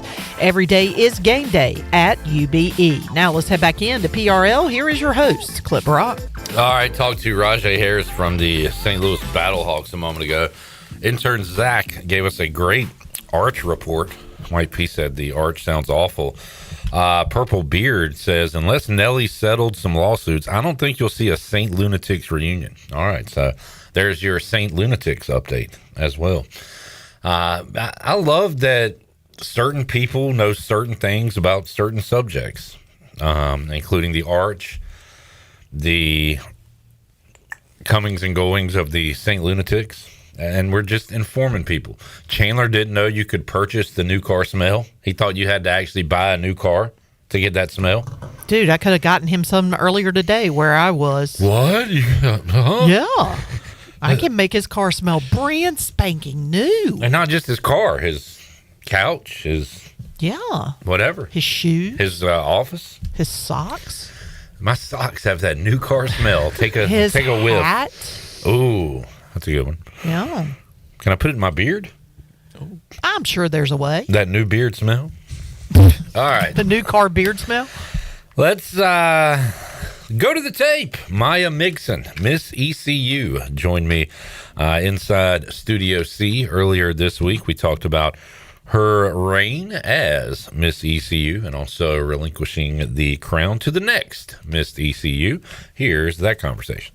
Joining us today on Pirate Radio Live, Miss ECU, Mya Mixon, a real Beauty and the Beast situation going on here in Studio C. Mya, welcome back to Pirate Radio. How are you? Good. Thank you for having me. And, man, a year goes by quick, I guess. So you have been Miss ECU the past year, but you are about to relinquish your crown to a new Miss ECU. But I want to talk about kind of your year you had as Miss ECU.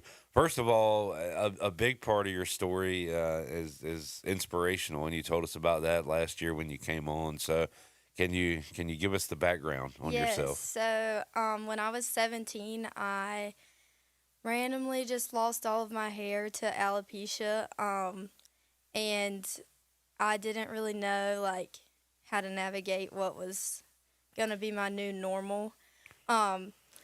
But I did know that I wanted to do something with it, so when I won Miss ECU, I knew it was the perfect platform to be able to talk about it and raise awareness and all the things. And when I came here the first time, my biggest goal was to be able to purchase a wig, hairpiece for somebody that was affected by the same thing at ECU, and I ended up being able to do that. And her name is Maddie, and she is so sweet. She was able to get her wig back in February, I think, if I'm not mistaken. But yeah, she probably thought I was a little bit crazy at first, but it's okay because we ended up being able to do it. Well, that's awesome. And to have that happen at 17, I don't know if it's any better if it would happen earlier in life because you maybe get used to it and everything, but that's a very important stage of your life. Yeah, most people I know that are affected by it are born with it. Right. But Maddie and I actually both lost it at 17. Wow. So we had something in common there. But it does get easier, I think, just with time and realizing it's not the end of the world, even though 17's an age where you're trying to figure yourself out. And I mean, I was coming into my freshman year of college and ended my senior year of high school, so that was really. You got enough anxieties to start with. Right, you didn't need that it was I mean, you're young and losing your hair as a girl is I mean, as a guy it's hard too, but as a girl it's right. Oh my gosh, you know. So and I'm kind of ignorant to it, and you want to raise awareness. Are there any other health deficiencies that come with that, or is it simply you lose hair? Do you feel any different when you get that? No, I mean, no. There's different reasons that you could lose it. Mine was specifically stress induced, and I did competitive cheer my whole life, so eating disorders played a factor in that as well. So I mean, I guess malnutrition and just vitamin deficiencies and stuff, those would play into it happening, but honestly, I mean, I don't feel any different other than if I don't have my hair on my head is cold. That's just what it is. But other than that, no. You're wearing an ECU cheerleading shirt. Did you? Yes, I cheer? was on ECU club cheer. Okay. My freshman year. They're actually going to nationals this week, so good luck to them. But yeah, cheer has been a huge part of my life, and that's I lost my hair my senior year of high school, and the main reason I got through it was because of my cheer team. Like, they all just they didn't treat me any differently. You know, like, I had classmates at school that were like, holy crap, like, Right. this is insane. Like, what's wrong with her? Yeah, And then, like, yeah. at cheer, I would walk in, and they were like, oh, okay, like, it's whatever. That's good. Yeah. So for the next wave of Miss ECU candidates, I don't know, what made you, first of all, go out and try to do this and put yourself out there, and what was that process like? So I did my first pageant my junior year of high school, and it was Miss Independence in Belhaven. And one of the judges was Miss ECU. And I was like, oh my gosh, I'm going to ECU. Like, I didn't even know that was a thing. And then once I got here, I was able to talk to the Miss ECU that was after the one that I met. And she really, like, just kind of gave me all the details and stuff. And I was like, okay. And like I said, I was going through something that would have been, like, the perfect platform to raise awareness for. But we have, this year, our contestants doubled from last year. So Okay, that's really good. And I don't know, I just kind of, after, like, cheer being my whole life and, like, doing all that, I was like, it's time to, like, do something different. I don't know, just try something different. And I had a really good reason to do that. So I was like, if I can help anybody at ECU that's going through the same thing, that's why I want to do it. I'm sure we asked you this the first time around, but just remind me, was there a talent portion and things like that? Yes, there was. Which was the most nerve-wracking part of the whole thing, because like, when you cheer, you are on a mat that, like, you at least have, like, in college you cheer on what's called a dead mat, so, like, there's no springs or anything, but, like, in All-Star you have, like, springs that are, like, this big that, like, are under the floor that give you a little bit of, like, help. Yeah. But when I did my talent, I was just, like, on a plain, like, wood, like, it was like this, and I was like, this is not gonna end And well. you were by yourself and not with a team Exactly. of other See, cheerleaders. that's what I told somebody else. I was like, you know, like, cheer's a team sport, Yeah. but, like, when you're having to do it by yourself, it's a whole lot different. So We are a sports station, and cheer is a sport. Did you play any other sports growing up? I was really big in volleyball.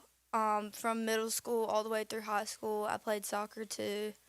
I didn't do soccer that long. I kind of just wanted to try it out, and I ended up loving it, but it was fun. But volleyball and cheer were my two main things that I did. I played travel ball for a little bit with volleyball, and then I played school ball, obviously. But other than that, that's about it. To tie this into sports, you were able to throw out a first pitch at a baseball game? Yes. How'd that go? It was so much fun.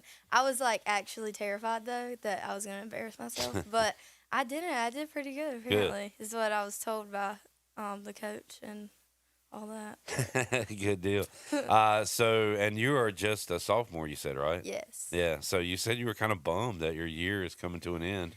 Yeah, I'm sad, but the contestants, any of them could be a great Miss ECU, so we're excited to see who will be able to do it for the next year. When will that announcement and ceremony be? April 19th. It's a Sunday, and it's in the Black Box Theater. Okay. At the Student Center. Good deal. And I don't know, like, what's next for you? You seem like you like to step out and take some challenges. So anything else planned? Hopefully nursing school is next. I'm finishing up my prereqs right now, so I should apply not next semester, but the semester after that, just to see if I get in. But hopefully that's the plan. Hopefully you are in contact with other, I would say, especially females, but even males that are going through alopecia. Are you able to talk to people, relate to people that, because I'm sure when it first happens to you, you are really freaked out and probably scared and wondering what's going on. Are you able to help people out with that? Yeah, I told somebody it was kind of crazy that, like, I didn't know anybody with this until I had it. And then it was like people just kept popping up out of nowhere. Like, people I knew, like, I was recognized by one of the Dallas Cowboys cheerleaders, Armani. She has alopecia. And one of my cheer coaches, he's a guy, and he had it since high school. He actually, all of his hair has just grown back recently. But yeah, I mean, it's a mix of boys and girls, and then, like, there's public figures like her, Armani, who, like, she didn't have to comment on my post at all, but she did. I mean, that was really cool. But, yeah, it's kind of just a thing that, like, you don't really know how many people it affects until, like, you go through it yourself. Yeah, I mean, there's people in the sports world. I know former NBA player Charlie Villanueva from, UConn, affected by it, and some others. So, all right, well, Mya, we are, I guess, excited for what you've done, and I don't know. I don't want to be bummed out, but yeah, we're excited. We're excited. He said, man, I wish, but the year, did it go by fast? Yeah, it did. I mean, I was like, at the beginning, I was like, I've got so much to get done. Like, I don't know what I'm gonna do. Like, whatever. And then I look back on it, and I'm like, well, dang. Well, dang. That went by. Like, I feel like I was just here. Yeah, not too long ago. Need another year. Yeah. All right. Well, we'll certainly keep up with you, and congratulations to you. Thank you. Thank y'all for having me. Good luck to the next Miss USA. Mya Mixon joining us today here on Pirate Radio Live. And again, I said Miss USA at the end of that. I meant Miss ECU, who could be a future Miss USA. Real quick, we need to take a break because we got to get to our Jarrett Watkins interview with Parker Gabriel. Robert in the YouTube chat gang says Nelly and the St. Lunatics performed at Battlehawks home opener on March 28th. So I did a little Google. Nelly 3 months ago announced that he is reuniting with the St. Lunatics. It looks like they're putting out an album and going on tour. So we continue to get updates on this. Purple Beard. Yes. Yeah, I think you need to read up on Nelly and the St. Lunatics. Why are we talking about this? Because Rahjai Harris plays for the St. Louis Battlehawks, which is kind of weird because he's in Texas every day other than game day. They go to St. Louis, they play, they go back to Texas. It's the UFL, folks. Rahjai will be back in action coming up this Sunday. We'll take a break, come back. More to go. Pirate Radio Live Hour 2. Back with you after this.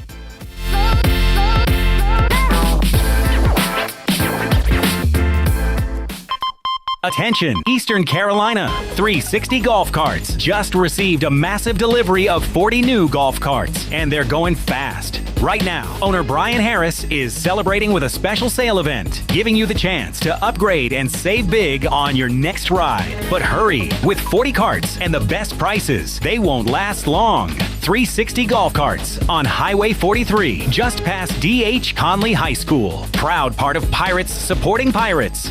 Pirate Fest is back, presented by the City of Greenville and the Downtown Greenville Partnership. Come experience all the family fun Saturday, April 25th in downtown Greenville on 1st Street. It's all happening 11 a.m. until 7 p.m. with a variety of food, drinks, and unique vendors. Plus, of course, pirates. And you can enjoy awesome music from September, the top Earth, Wind, and Fire tribute band in the country, and spare change. And as always, our entertainment is free. It's legendary. It's award-winning. It's Pirate Fest. April 25th, downtown Greenville. Jeff Stein here at Brownwood Buick GMC. Pirate Nation, get ready. It's baseball season. You got hot dogs, apple pies, and GMCs. That's right. For Sierra 2500, 3.9 plus $1,000 in purchase allowance, we have over 10 to choose from. You got free pickup and drop off, a free car wash and vacuum. We have 4 brands, 3 generations, 2 rooftops, and 1 goal to make sure you leave a happy customer. Only at Brown & Wood, home of the lifetime powertrain warranty. Spring is a great time to plant flowers, trees, and bushes. When planning your landscape, please keep in mind that you should never plant anything within 3 feet of a gas, electric, or water meter. The same thing applies if you have an electric transformer in your yard, except keep plants 8 feet clear of the front in case crews need access during a storm or an outage. Always remember to call 811 at least 3 business days before you dig to avoid underground lines. This important safety message is from your neighbors at Greenville Utilities. The Buccaneer Music Hall is your beacon of music in the land of the Pirates in the NC. Open at noon 7 days a week with live music. Come enjoy sports trivia with me, Clip Rock, every Monday. Tuesday and Wednesday, it's live local acoustic night, along with line dancing from 7 to 9 on Wednesday. Thursday, there's a brand new lineup with Singo starting at 8, followed by karaoke with DJ Dog. Ladies and free both Friday and Saturday nights with the best local bands in the area. Finish the weekend with free games and DJ Kids Scene. Y'all come get bucked up. Rusty. It's time to shack things up at Burrito Shack. Whether you're craving bold burritos, tasty tacos, or crispy nachos, they got the flavor you're looking for. Made from scratch, chef-inspired, fresh Mex cuisine, served up with a side of laid-back beach vibes. Fast, fresh, and totally delicious, Burrito Shack is where flavor meets the coast. Located in the Lowe's Food Shopping Center in Winterville. Quick, crafted, coastal. Burrito Shack. It doesn't matter if you're running drills at the park, playing pickup on a Saturday, or sinking the final putt. When you compete with your friends with Michelob Ultra on the line, competition isn't that friendly. The trash talk, next level, and the stakes, oh, those are crystal clear. With only 95 calories and superior smooth taste, it's the ultimate trophy. Superior is worth playing for. Michelob Ultra, superior light beer. Enjoy responsibly. Copyright 2025, Anheuser-Busch Michelob Ultra Light Beer, St. Louis, Missouri. It's bow time. Remember those bologna biscuits you grew up on? Well, they're back and better than ever at Bojangles. Bite into a southern tradition with our new fried bologna biscuit.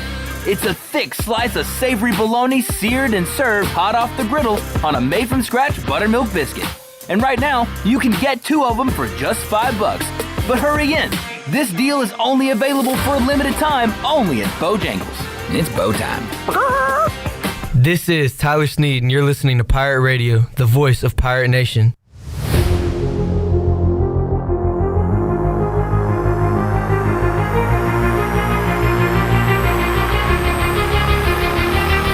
You're listening to Hour 2 of Pirate Radio Live. The Pirate Radio app is available now, powered by Carolina Caliber. Download the app today and have Pirate Radio at your fingertips. Now, back to the show. Welcome back. Do you want to get rid of wrinkles, tighten and lift your skin? Are you interested in Botox or filler? Well, contact the licensed professionals at Beauty Bar MediSpa for a free consultation and ask about their newest technologies and treatments. Beauty Bar MediSpa on Red Banks Road in Greenville. Enjoy your visit. Love your transformation. Now let's head back in to PRL. Here is your host, Clip Brock. Back with you, Pirate Radio Live. Earlier this week, Jarrett Watkins talked to Parker Gabriel from the Denver Post, talked a little Jaquan McMillan, Broncos football, and I believe during the interview, the news dropped that Michael Malone was going to be hired by North Carolina, and of course, Parker saw Malone a coach when he was part of the Denver Nuggets organization. So they talked about that as well. Here is J-Bone, Jarrett Watkins, and Parker Gabriel. All right, joining us today on Pirate Radio Live, Parker Gabriel of the Denver Post. Parker, how you doing today, man? I'm doing great. How are you? Yeah, kind of crazy. We scheduled this late last week, and then 5 minutes before you get on, Michael Malone announced as the new head coach of the North Carolina Tar Heels. So let's get your initial thoughts on that. It's kind of odd. Yeah, it's really wild. I literally just looked at his Wikipedia. I don't cover the Nuggets on a day-to-day basis, but so he's not quite an NBA lifer, but he hasn't been in the college game since 2001, which obviously, that's a lifetime professionally, and also just given the NIL landscape and the way that any college sport's different than it was 5 years ago, let alone 25 years ago. So it's crazy. He's a really good coach, obviously. He's got a lot of personality. He connects well with players, but he's also, he can be harsh and direct and blunt and all of that. So it's fascinating. Yeah, and I wanted to get you on to talk about the Broncos and Jaquan McMillan, but I guess we'll steer a little bit into this to start, but it's kind of crazy just an hour and a half down the road, those guys get to cover Bill Belichick and Mike Malone, who both in their own ways can be a little fiery. Yeah. And also, I'm not sure what about the Bill Belichick experience would have caused North Carolina to say, hey, you know what we need is another coach for our one flagship program that has almost, exclusively pro experience. Obviously, the resumes for Michael Malone and Bill Belichick are a little bit different, but, Malone, they win a championship here, and then it was, I think, a year and a half later, basically, where he and Calvin Booth, the general manager at the time, both got blown out because they didn't work well together. So, Michael Malone obviously must have a really good plan, sold them on his sort of vision for what Carolina hoops should look like and will look like. And certainly you can understand, especially in the NBA, without the long developmental arc that college football has to have before the NFL. Like, you can understand the allure of having a guy who knows the pro game really well to say, hey, come here. You know, you're going to be recruiting a lot of guys who could be one and done, two and done, and we'll get you ready for the pro game. But even still, I mean, just the idea of Mike coaching college hoops is a pretty interesting one. Yeah, Parker Gabriel on the show today. Crazy world of college athletics. Somebody who played their college ball here, Jaquan McMillan, cornerback for the Broncos. Before we get into him, just a fantastic season for Denver. Just walk us through that and how it was covering them. Yeah, they had a really good year. Obviously, they won 14 games in the regular season and then made it to the AFC Championship game, home field advantage throughout the playoffs, and really their success was built on their defense. They had one of the best in the NFL. They broke their own franchise record from the year previous in terms of sacks, had 68 on the season. They had, over the last 2 years, they've had like 37 more sacks than any other team in football. Just an incredible amount of pressure that they've put on opposing teams. And obviously, you know, this, like, you can't pressure quarterbacks if the quarterback can get the ball out quickly and has a lot of options. So the Russian coverage, they're the best in the business at it at this point. And they have a really talented secondary, Pat Surtain and Riley Moss on the outside, J Mack in the slot, and then a really good safety pair this year in Brandon Jones and Talanoa Hufanga. So they've got probably the deepest cornerback room in football, arguably the best or among the best secondaries in football, among the best defenses overall in football. And then Vance Joseph, the coordinator, didn't get a head coaching job this offseason. So they're bringing almost all of those guys, except for one key defensive lineman, back for next year too. Yeah, we'll talk about this corner room. Jaquan McMillan, he signs that tender, keeping him there another year. What do you think you're going to see from Jaquan, and what does that tender mean for his future in Denver? Yeah, it's a great question, Jared. So basically, if you don't get drafted, you end up signing a 3-year contract. So it doesn't work exactly the same as like the rookie contract that you get if you're a second-round pick. So then you become a restricted or a exclusive rights free agent. That's what Jaquan was this last year, and then restricted. And so now if he doesn't sign a long-term extension, he would be an unrestricted free agent. He'd hit the market, you know, wide open next spring, and he would sign a huge deal. I mean, he's regarded as one of the best nickels in football. Denver, you know, they think he's the best nickel in football. It's a little bit of an amoeba in terms of like what the actual market is, because nickel, like, everybody plays a ton of nickel now. Teams do it a little bit differently. If they use a safety, they use a corner. There's different ways of defining exactly like it's easy to tell who the quarterbacks are if you're talking about top of the market. Nickel is a little bit different than that. Some guys like L'Jarius Sneed's a good example. He played in the slot, then he moved outside more. So is he an outside corner? Is he a nickel? So on and so forth. I mean, the Broncos think that Jaquan McMillan could play outside, but he plays almost exclusively in the slot. They've got other guys outside that can play that way. And so right now he's set to make $5.7 million for the 2026 season and then hit the market next year. We'll see. I know they're open to, and I think the Broncos are open to signing him to a long-term deal this summer, probably as late as, the bye week in this upcoming season, whenever that falls. So, but it's one of the biggest items they have sort of on their to-do list for the rest of the offseason is to see if they can get a long-term deal done with him. It was kind of odd, kind of a head scratcher for me that they spent a first-round pick on a cornerback in last year's draft. Jahdae Brown, I believe his name is. Yeah. How does he fit into all this? Yeah, well, he's a guy, they had him sort of pegged as a, top 10 player overall in the class last year. And so when he was there at 20, it was the classic, like, he's too good not to just take. And Sean Payton, obviously the Broncos head coach, and then George Payton, their general manager, they fit the sort of NFL archetypes where first round picks, you're talking corners, linemen, quarterbacks, like the positions that are really hard to find, edge rushers. And so he just was a guy that they said, we'll take him and figure it out later. And they're sort of getting toward the figure it out later part, or having to make that decision. So he's a first round pick. He's not going to sit on the bench, but Jaquan McMillan just beat him out clean for the nickel job last year, and then really put forth, what I thought was at least a potential all-pro type of season. So they have decisions to make there. The thing about Barron is he's a little bit bigger than McMillan. They think he could play outside. They think he could play safety if they want him to. So they have this sort of puzzle where McMillan would be a free agent if he doesn't get a long-term deal after this season. Riley Moss, who's a really good player, outside corner, is entering the final year of his rookie contract this year. And then they've got another sort of depth piece who's played really well every time he's been in there. Chris Abrams-Drain has this year and next year. So they've got this whole area of guys where it's like, Jahdae Barron's going to play at some point. And Pat Surtain, should be one of the best players in football for the next 5 to 7 years at least. And so how do you fit the rest of the room around? It seems like they want Jaquan to be part of that equation long term. It's just sort of figuring out the sequence of events there. And then also, obviously, if they can come to an agreement on the number. Parker, Gabriel joining us. Want to go over their offseason moves so far. It hasn't been a lot. I believe they're one of the only teams that didn't sign a free agent, so to speak. You did bring in Jalen Waddle. But how are you feeling about this team pre-draft, post-free agency?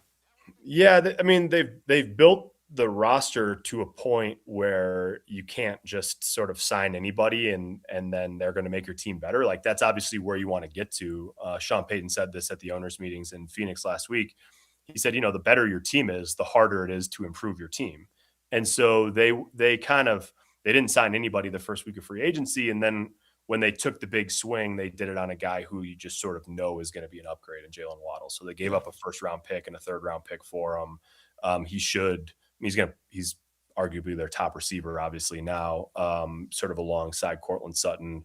It wouldn't be a surprise if he led the team in targets, yards, all of that. So they sort of made the one big move on offense.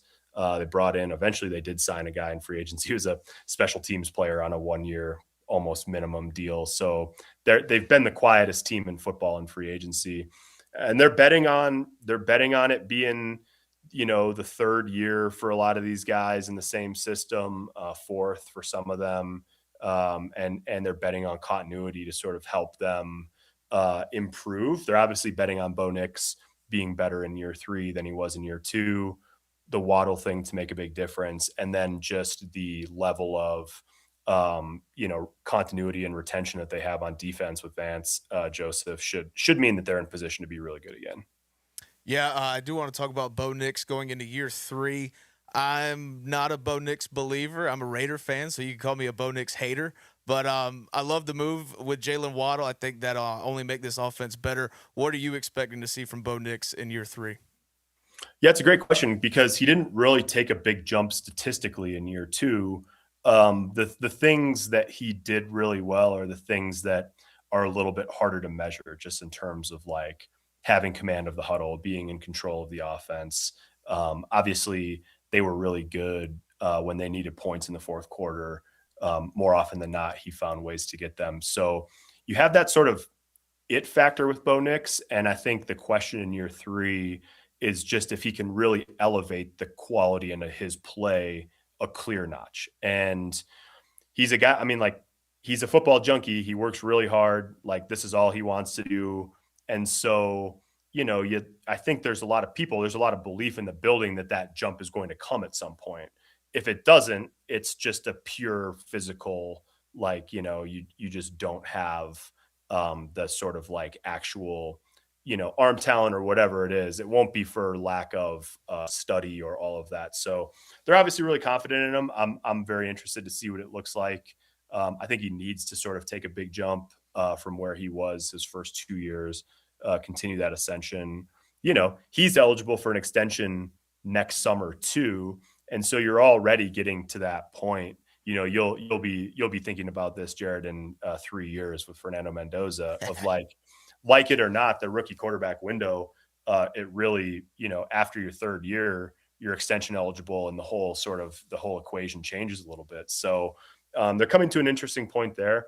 The biggest thing, honestly, with Bo Nix this offseason is the change in play caller, Sean Payton giving that duty to Davis Webb, and just sort of what that looks like long term, if it lasts sort of what Davis's hallmarks are as a play caller. We don't know that yet, but he's extremely talented as a coach. So for an offseason where outside of the Jalen Waddle trade, there haven't been a lot of like big wow moments so far, there's definitely a lot of interesting stuff happening with the Broncos.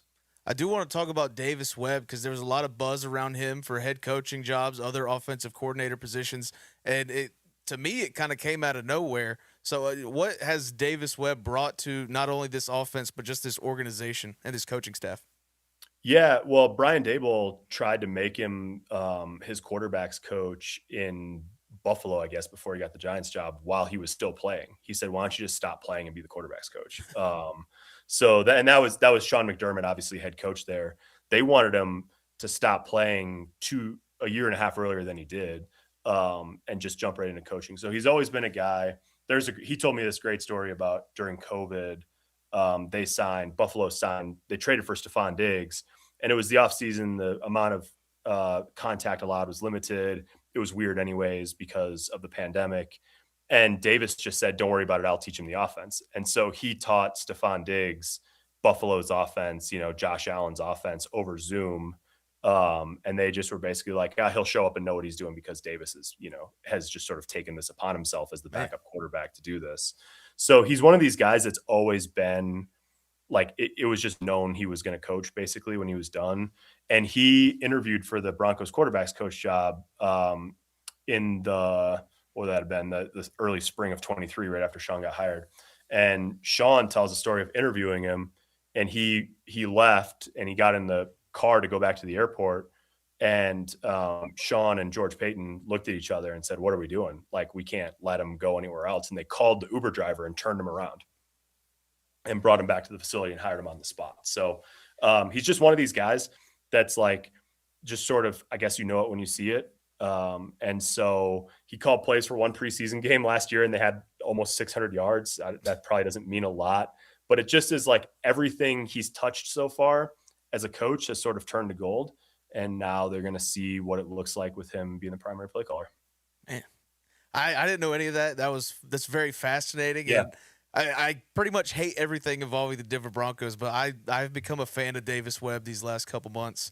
He was really in the mix for the Raiders job. Yeah. I mean, it was he and Clint down to the end. I think, had Joe Brady not been sort of such a clear internal option in Buffalo, he was a real candidate there too. So he was essentially the runner up for at least 2 jobs, maybe 3. And that's like, he's never called plays before. So if they're good this year and he looks like the real deal calling plays, I mean, he'll be a head coach this time next year. Absolutely. Parker, before we let you go, we got the draft in a couple weeks.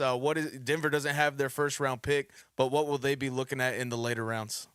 Yeah, I think they need a tight end. Like, they've really struggled to find a playmaking sort of all around versatile tight end. They could use another running back to add to RJ Harvey, who started at Virginia, I think, as a quarterback and then went to Central Florida, got drafted in the second round last year. And then they have a really good offensive line, but one that's starting to age a little bit. So if I were ranking needs, I would say tight end, running back, offensive line. And then, the way George and Sean operate, like last year, they'll probably take another corner or something like that. Yeah. Parker, thank you, man. Before you leave, just tell the people where they can follow you and read all your stuff. Yeah, on what we call it, X is Parker J. Gabriel. And then we're at denverpost.com/Broncos for all of your, if in your case, Jarrett, hate reading needs. Yeah.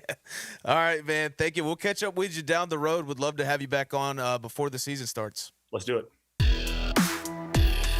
Shocking. J-Bone could talk to a Broncos reporter that long, but a great interview with Jared Watkins and Parker Gabriel. Masters going on, and still 2 at the top of the leaderboard. Sam Burns, Rory McIlroy done for the day at 5 under par. Jason Day, Patrick Reed, Scotty Scheffler, and others 2 shots back at 3 under par. Scotty through 10 holes.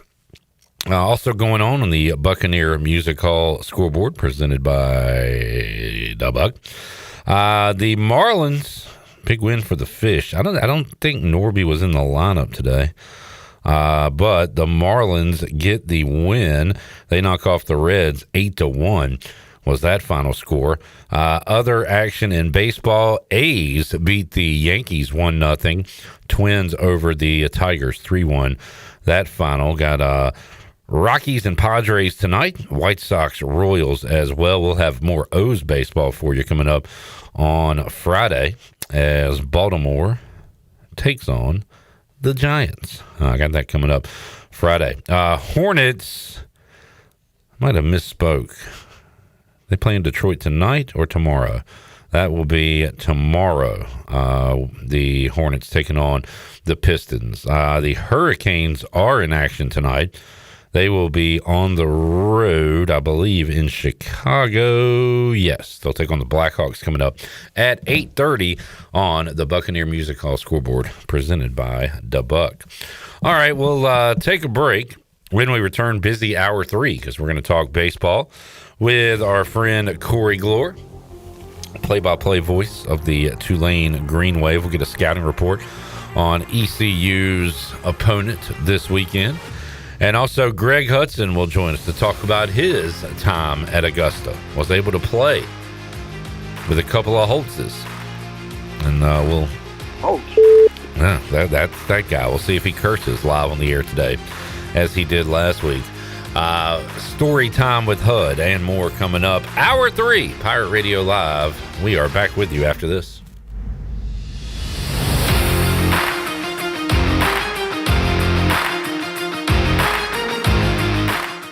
Hey Birdland, hit the yard on Saturday, April 11th when the O's take on the San Francisco Giants. 15,000 fans will take home a special Jackson Holiday bobblehead. Jackson Holiday, that ball is gone. Featuring his dog Coconut.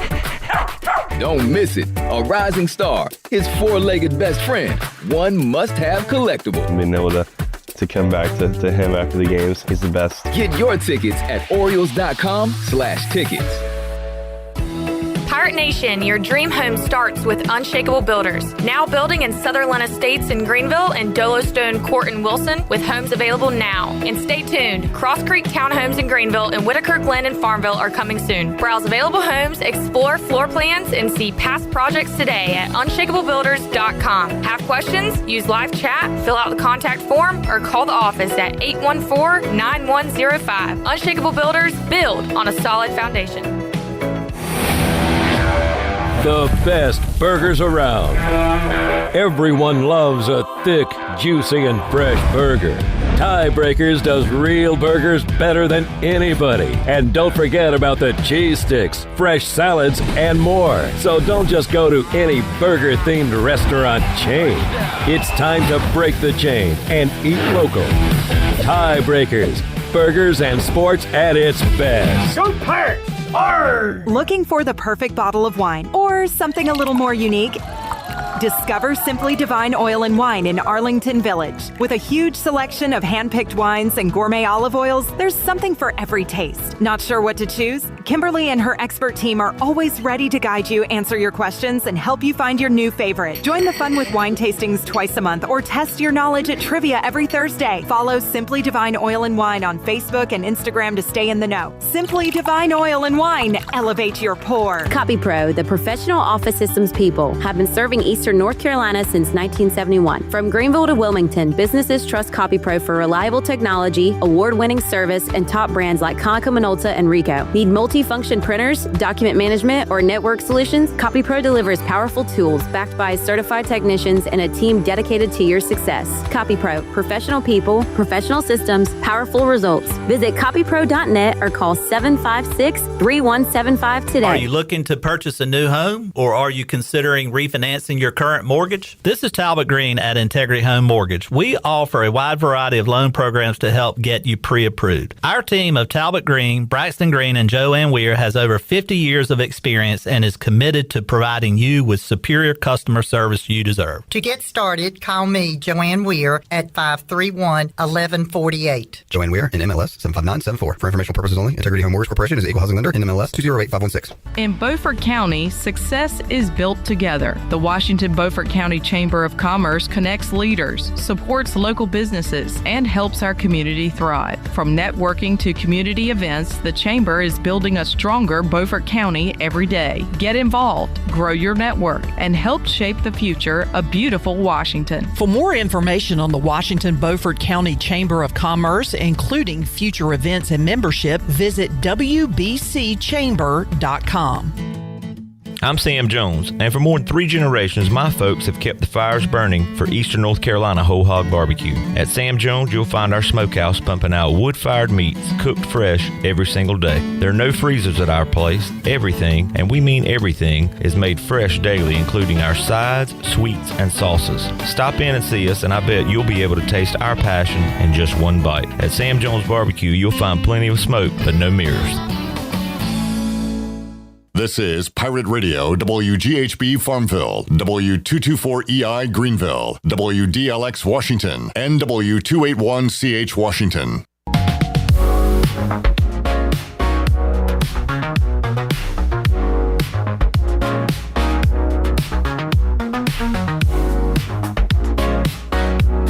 You're listening to Hour 3 of Pirate Radio Live. This hour is brought to you by Carolina Eagle Distributing, celebrating 150 years of Budweiser all year long. This Bud's for you from Carolina Eagle, serving the Pirate Nation since 1989. Now, back to the show. Welcome back. Brown & Wood is your home of the best selection of GMC, Cadillac, Buick, and Mazda in Eastern North Carolina since 1937. You can shop their entire inventory online at brownandwoodauto.com or visit them on Greenville Boulevard. Brown & Wood, Greenville's #1 dealership and the home of the lifetime powertrain warranty. Now let's head back into PRL. Here is your host, Clip Brock. Shirley, did you see the story about the, I think it was a North Carolina town, the pantsless mayor? No, I've got to hear this. All right, well, let me see if I can find it. I just saw a headline about it. Okay, well, while you do that, You're I'm going to call Corey. Gloor? Yeah. All right. I'm going to Google pantsless mayor, North Carolina. It was not PJ Connolly. Mayor of North Carolina town says he will not resign after alleged pantsless town hall incident.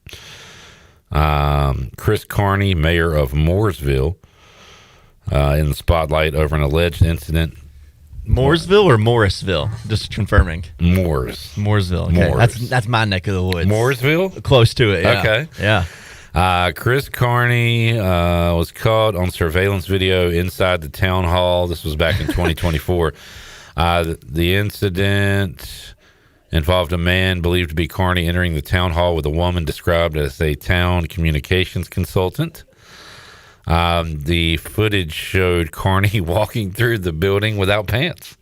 Good for him. I mean, what did he do wrong? So they didn't see him do anything. He just went into the building with the woman and then came out with no pants on, or was walking around with no pants on. Another, as Corey Gloor joins us. Sorry, Corey, we're in the middle of this story about a mayor of a North Carolina town who was seen inside town hall pantsless. So can you hang on for 1 second? Yeah, back in my day, we call that Winnie the Poohing it. Real quick, just to wrap up this story. First of all, was his cell phone in his pants?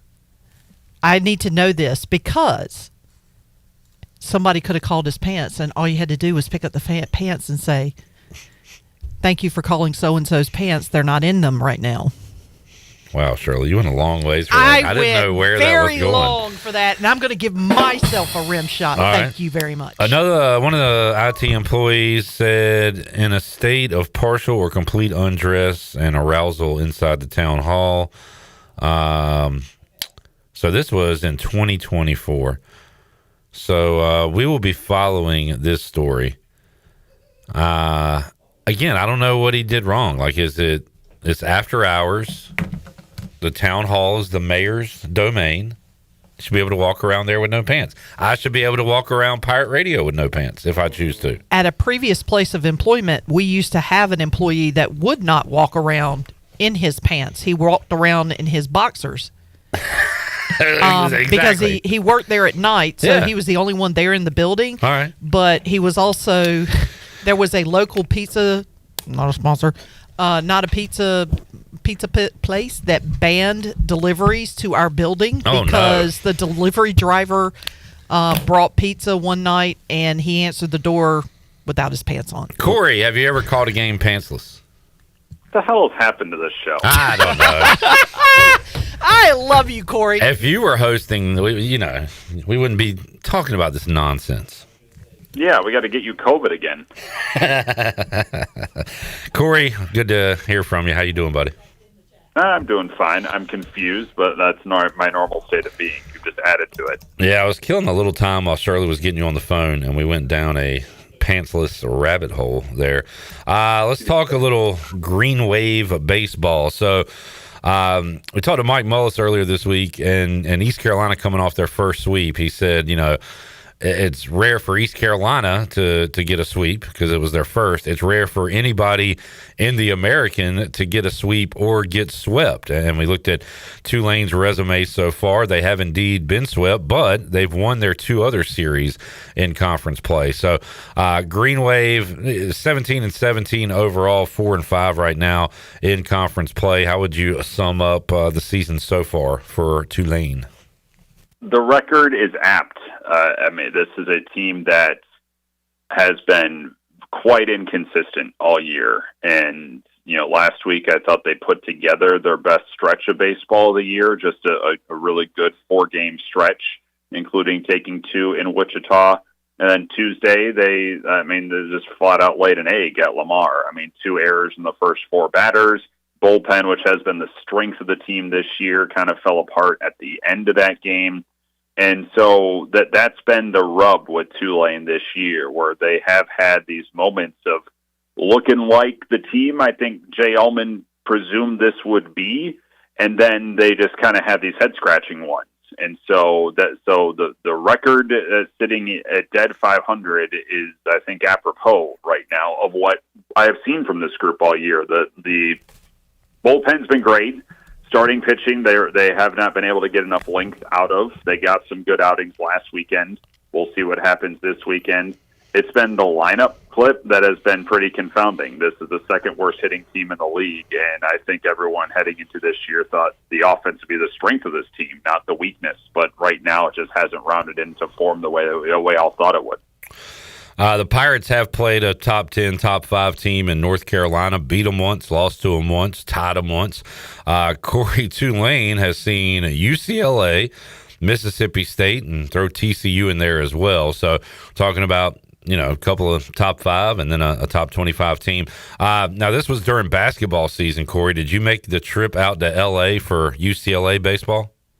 I did get out. That was my first game of the year. I missed the opening weekend, but I did fly out there to call the UCLA game. I called the Mississippi State game as well. I was not there for TCU. Heck of a resume, and the fact that you get a W over TCU, impressive. Loss to Mississippi State and UCLA. Can you see the level of difference between the teams, Corey, between the players when you take on a UCLA and a Mississippi State?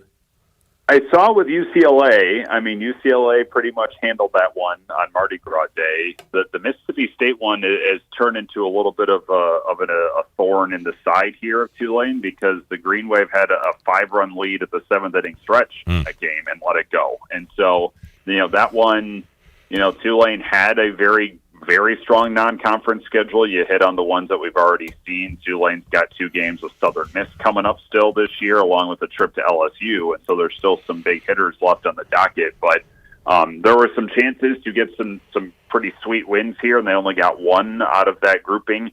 And then the confounding losses are the ones, though, like losing to New Orleans, losing to Nichols, losing all 3 to Creighton here at home. They're a real problem. So it comes back to, the buzzword with Jay Ullman has been consistency, and that the skin on that drum is pretty well broken with how much he's been trying to belabor this point to this team this year. It has not been a consistently performing group, and now seeing a team that is performing very well right now coming into this weekend.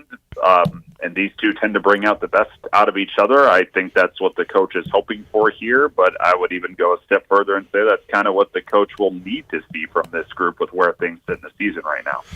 What's the strength of this Tulane ball club, Corey? If they are playing at their best, what does that entail?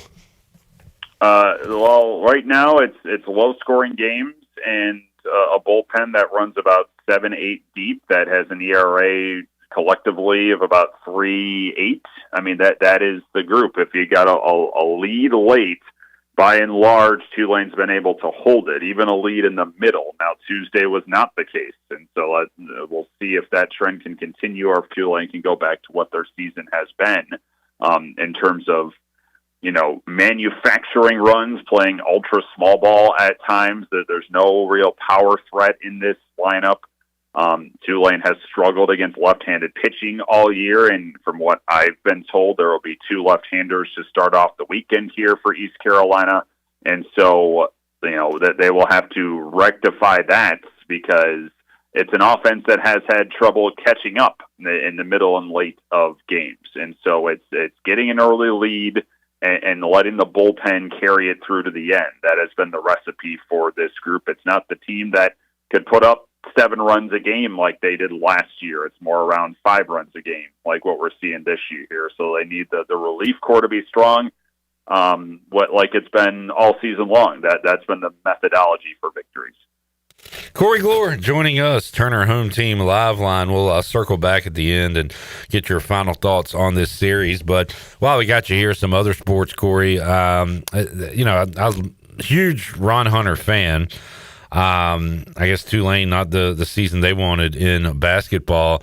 Where does he stand right now? Is he back for another year? What's the fan support and the approval rating of Ron Hunter right now in Nolans? Yeah, Coach Hunter will be back. That'll be year 8 coming up for him. There was never really a doubt of that. It was not the year that anyone was hoping here. And I think where it finally came down, and to be frank, I don't think fans here were interested in hearing it that loudly as the year went. It's one thing to lose a player in the portal or something like that and have to remake how a roster goes, but truly the most important part of that program heading into the year passed away in July. And so It was very hard to overcome that, let alone just finding a way to play without him when he was the whole key schematically to how Tulane played. You still had one of the best guards, if not the best point guard in the league, in Rowan Brumbaugh to help carry some of that load and shoulder it. But with how Tulane on both ends of the floor plays, they need a point forward like what Greg Glenn was, and to lose him at the end of July after summer ball and have really no time to make up for that. That was the rub. That was what really hurt this team. There's no doubt about that. Brumbaugh's in the portal. A couple other guys have jumped in the portal. There were a couple of key seniors that are going to be out. That roster will look very different next year, but Ron Hunter will be the one to lead it for sure. And talking football, great, storybook season last year, conference championship, go to the playoff, lose the first round of that college football playoff to Ole Miss, and new coach coming in this year, Will Hall. What is you been out to spring ball at all, Corey? I was out there a little bit this morning. I've caught probably half of the practices thus far, the spring game, quote unquote, if we can call those that anymore. It's coming up next Saturday here. There are only, by my counts, about 17, maybe 18 transfers in this year. Like, it is, I'm shocked at how many guys I know on this roster. Yeah. I mean, it was not even, even John Summerall would lose half his roster or more than half the roster like he did heading into this past year. That's not the case with this group. And so to have that amount of retention, yes, the coaching staff changed, but a lot of the coaches that are on this staff were here last year or the last 2 years. It's kind of scary. Like, it really is, like just walking around and just, oh, hey, that's Jack Tinshew. I remember him and all that sort of stuff. Which means that there's a faster pace to the spring practices I've seen. There's a more physical pace to the spring ball that I've seen so far, because they kind of have an early leg up on previous teams, because there's just so much from last year's group that's back. There's still quarterback question. There's still offensive, defensive line question.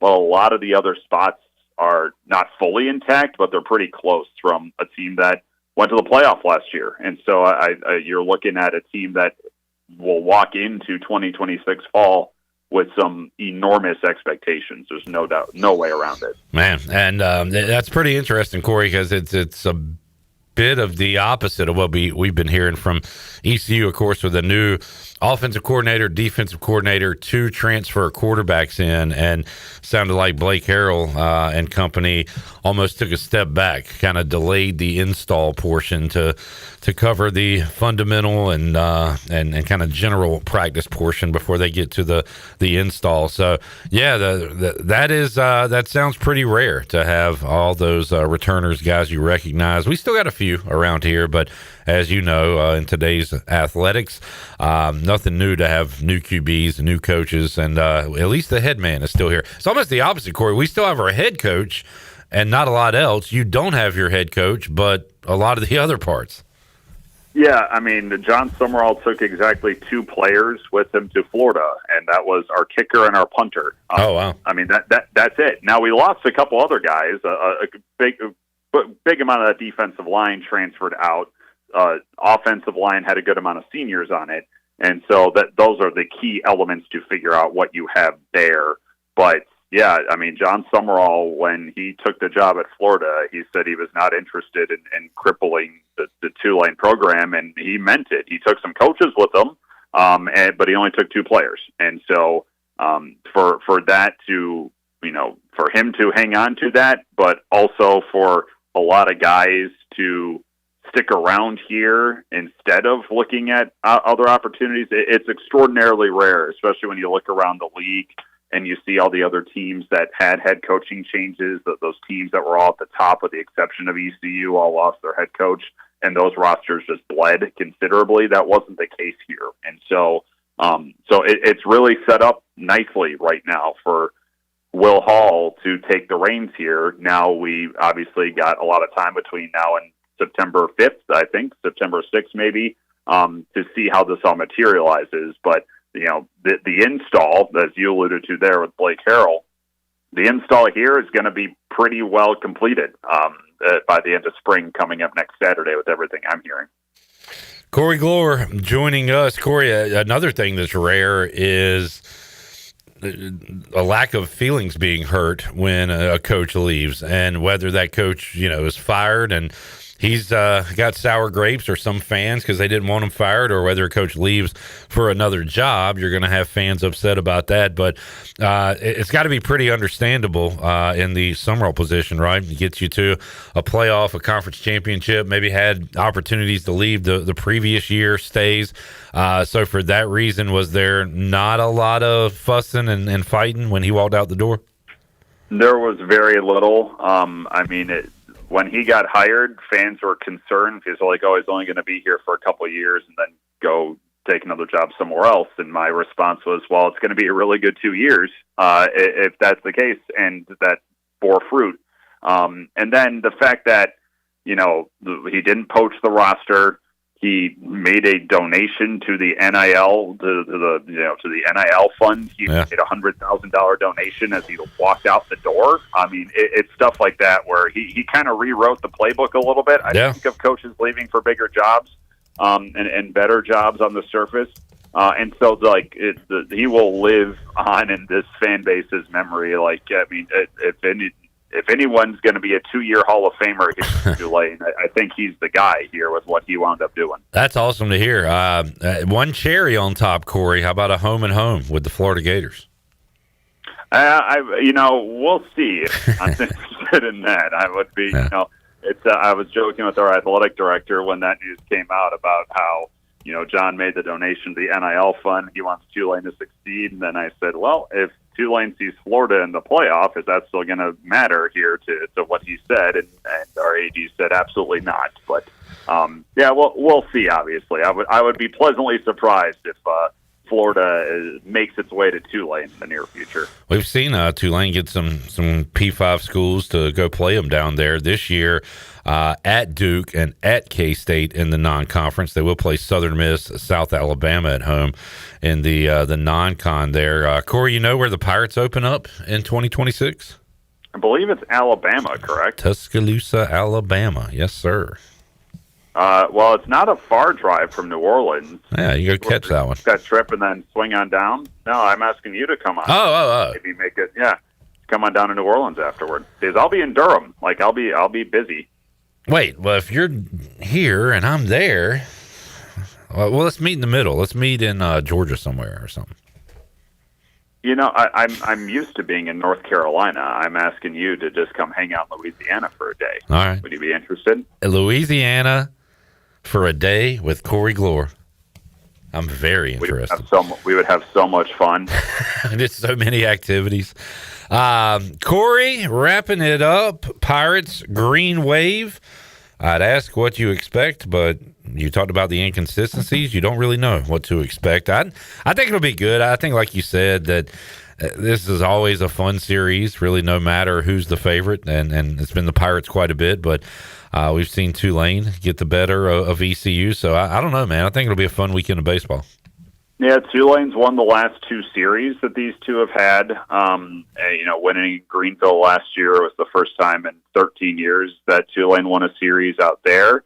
ECU got the last laugh in Clearwater, and that was the exact opposite of what happened in 23, and when these two met for a championship. And so I think it's pretty clear that this is of all the American Conference matchups in baseball, this is kind of a step above everyone else in terms of what these games have been, what these games have meant, and now with what we have seen in the postseason between these two, the histories of these two. This is kind of, to me, this is the obvious rivalry that exists in the American in baseball. And so, the 2001 World Series team is going to be honored here this weekend. ECU's hitting coach, Jake Grotro, was a member of that team. Oh, cool. And a lot of the alum from that team will be in town for this weekend, so there's an added element to that as well. Weather's going to be perfect, and so it should be a really fun, really, really strong weekend between two teams that usually bring out the best of each other. All right, Corey Gloor, as we wrap it up, pro sports update, Bucks suck, Brewers off to a good start, Bears taking another playoff trip for the Bears in 2026. Super Bowl, baby. Whoa. Is this Corey Gloor? Hard reversal. All right, Corey, always enjoy it, man. We'll talk to you again down the road. Clip, Pirate Radio, you're all wonderful people. Keep your pants on. Keep your pants on. Save that one, Shirley. Keep your pants on. Let's take a break. That was Corey Gloor, the great Corey Gloor, on the Turner Home Team Live Line. Greg Hudson joins us next. Talk some Masters, Augusta, and more. Back with you after this.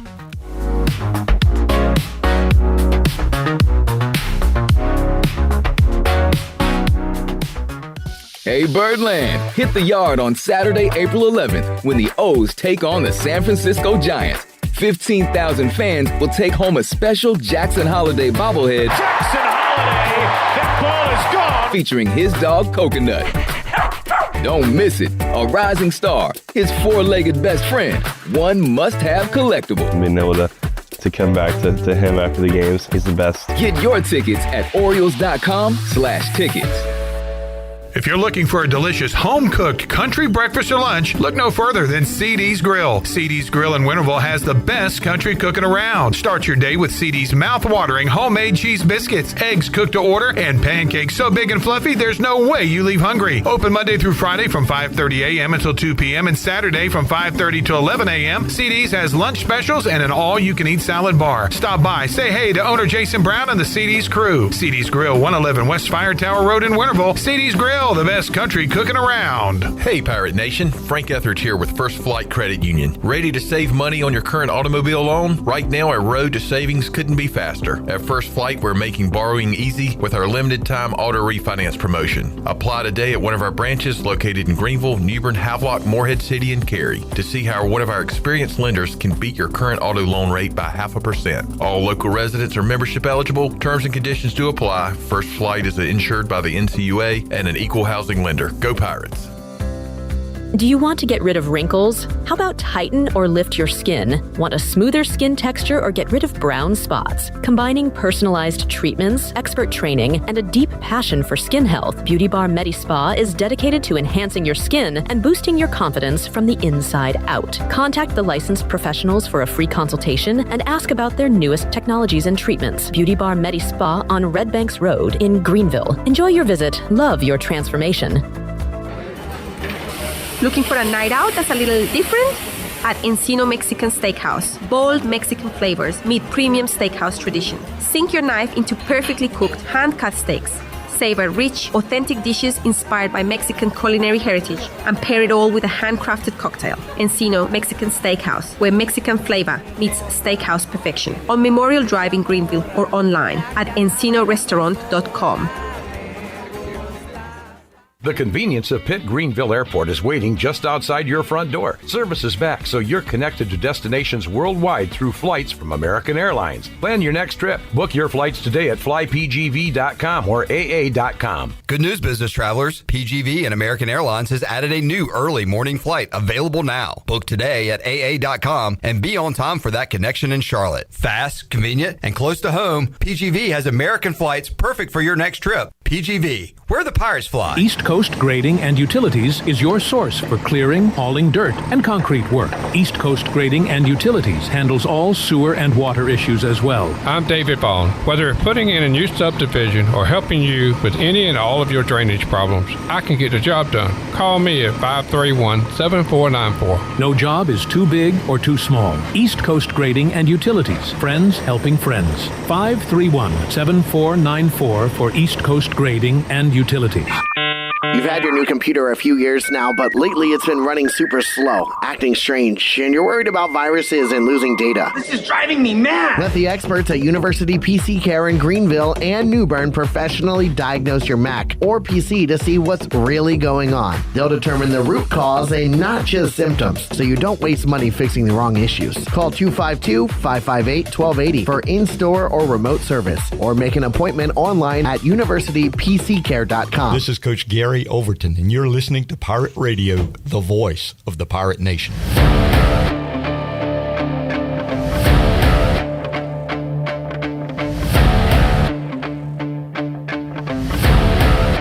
You're listening to Hour 3 of Pirate Radio Live. This hour is brought to you by Carolina Eagle Distributing, celebrating 150 years of Budweiser all year long. This Bud's for you from Carolina Eagle, serving the Pirate Nation since 1989. Now, back to the show. Welcome back. Country Mart has been locally owned and operated for over 40 years and is your premier country store, serving the best cheese biscuits and country food around.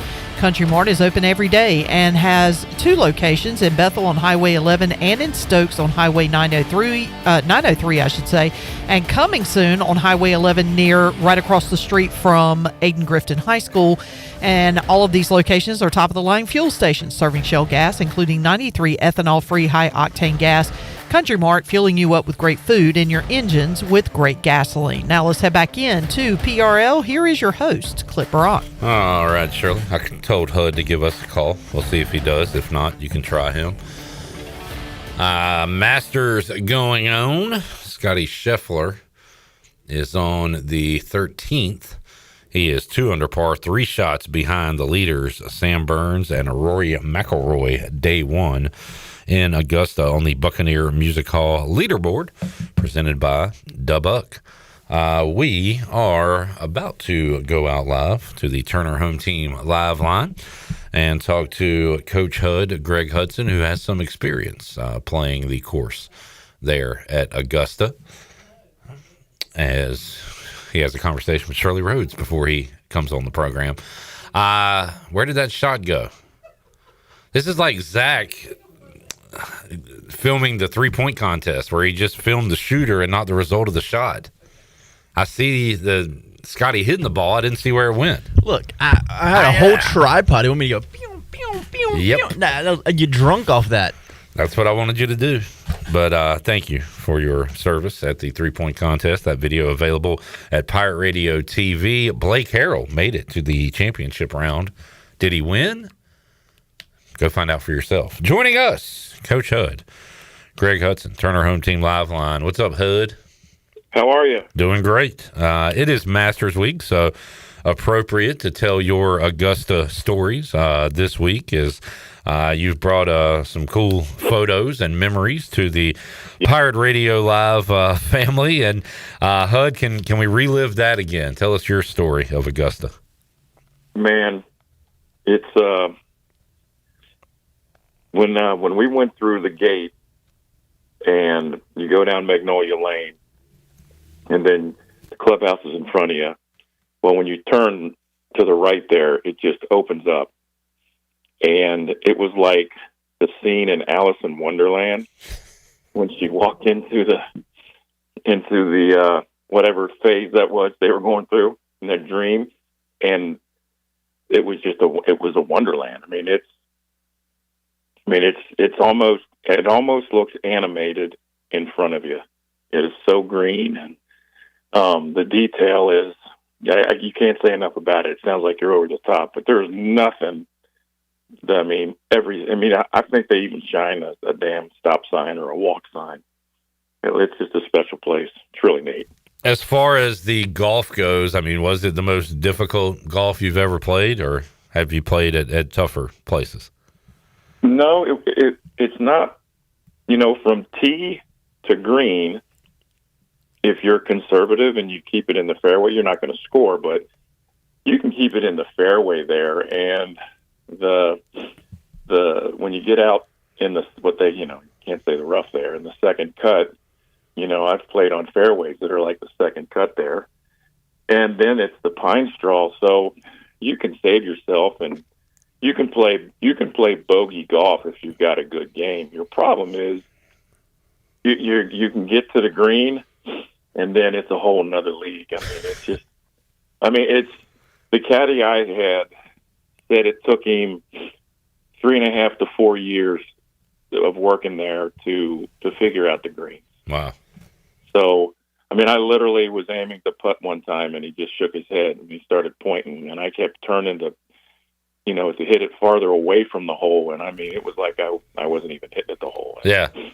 And I'm thinking, well, it's going to break this way. And he's like, man, it's going to break totally opposite of that. Now, obviously, I didn't take into account where Rays Creek is and all that fun stuff. But the undulation is amazing, and the greens are they're gonna roll to where you think it is once you're online. They're perfect, but it's very, very difficult. But so, what part of the year did you play in, Hud? What month? Do you remember? We played right after the tournament. Oh, wow. Okay. The stands, the bleachers, and all the big scoreboards were still up because we're on number one. There's a big scoreboard about halfway down on the right to the right, or there was when I was playing. And all I was worried about was whatever you do, don't drive a line drive into the damn sign. That was my only wanted to do.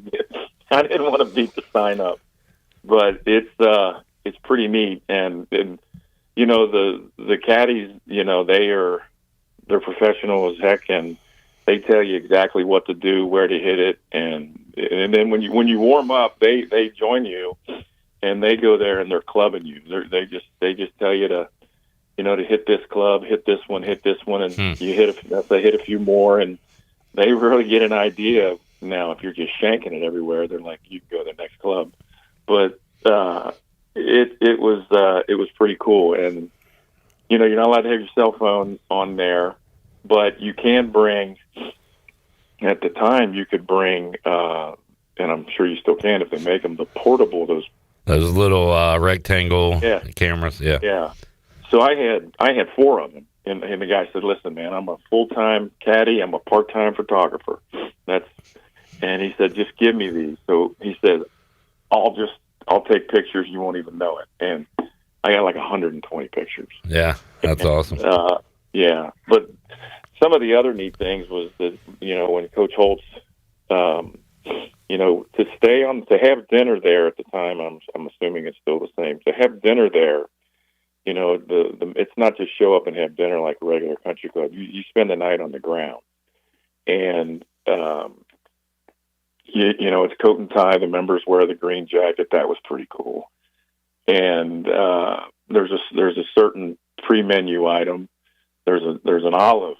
They're the biggest olive I've ever seen in my life. And it was a favorite of Bobby Jones. So that's one of the first things they bring out to you. So if anybody's ever telling you they had dinner there and played there, just ask them, say, what was the first thing they served you at dinner? If they say, the salad, they're lying. But there was some unwritten rules you learned. Like Coach had this guy walk with us and took us up. We went up in the crow's nest where the amateurs stay, and they just gave us a history of everything on how the club started. And the guy that wrote the story, The Fourth Horseman, Grantland Rice, was actually somebody that helped Bobby Jones promote it, from articles to get people to come down and check it out from, up north. And, the bylaws and the stuff like that on, what the course was founded on. It was really neat. It's got so much history there. And,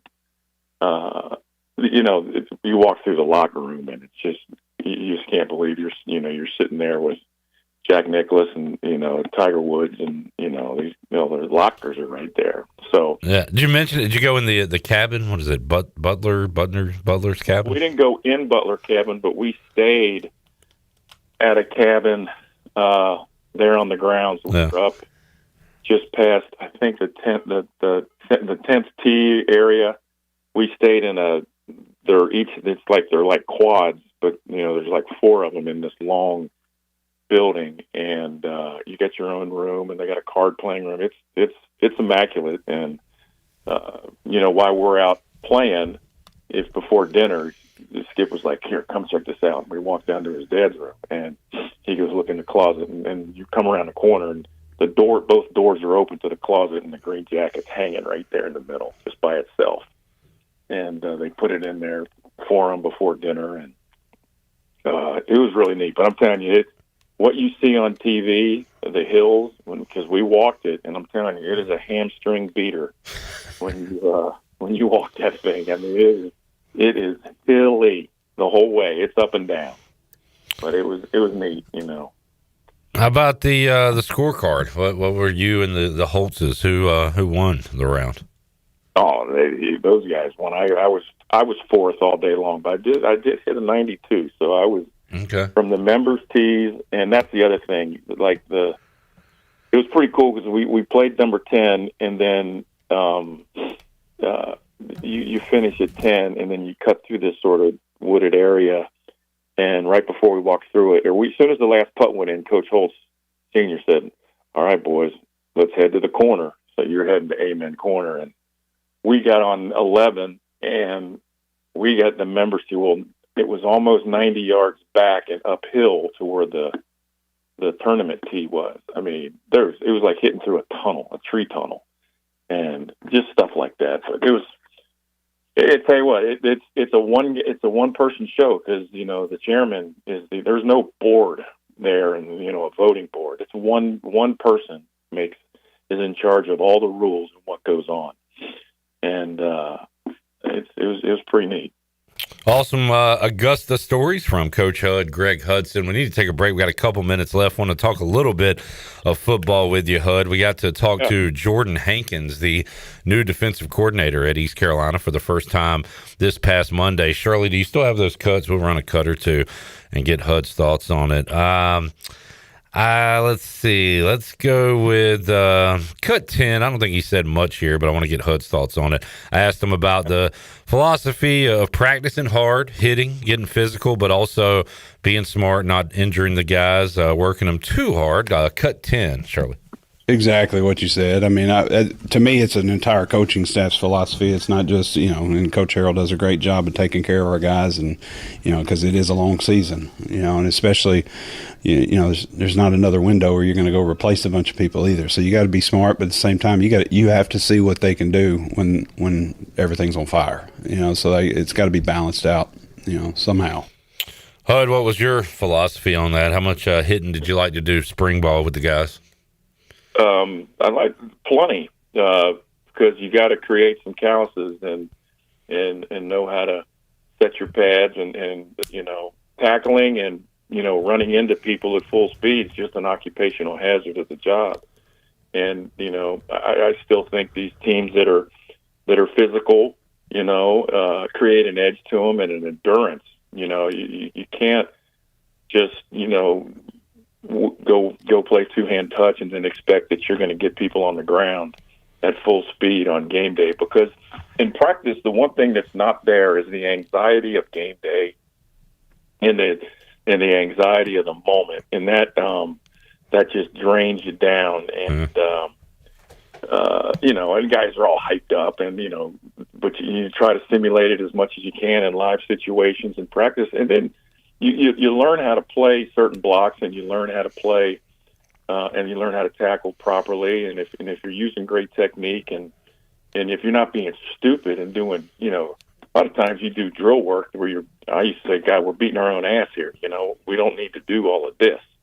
Let's do that in the team period and just be smart about it. But the one thing you can do is there's no such thing as a limit to conditioning. I think even in the spring, you just find a way to get yourself in a shape that you're not accustomed to, and just keep raising the bar on the endurance level that you have. You can take care of that in spring, and then take it to the next level in camp. And I like what they say. You got to hit, man. It's part of the job. Let's hit one more. Shirley, the first scrimmage last Friday, second one coming up tomorrow. Cut 8. What's the biggest leap you want to see from the defense from scrimmage 1 to scrimmage 2? Well, we're going to throw some more install, this week, really challenge them more mentally. The last spring game was just, it was a lot of base calls and, stuff that they've been doing for every day, So like for the next week, we're going to see who's going to have the bust when we have to install something new for the next game. Who can handle the intelligence part of, okay, why are we making this call? What spaces are we trying to take away? What players are we trying to take away? So that's going to be the biggest thing this week. And then obviously went out today in helmets and, did some things, but want to see who can make that step. All right. So the mental part going to be added to the physical part, sounds like, Coach Hud. Yeah, I mean, it's all part of it's finding out what type of teacher you are too as a coach, and if they're not getting all this mental stuff down, the first thing is to say, well, they can't learn it, or this, that, maybe you're teaching it wrong. So, yeah, you got to really push as much as you're going to condition them physically. You have to do it mentally, and then find out what kind of capacity they have in certain situations.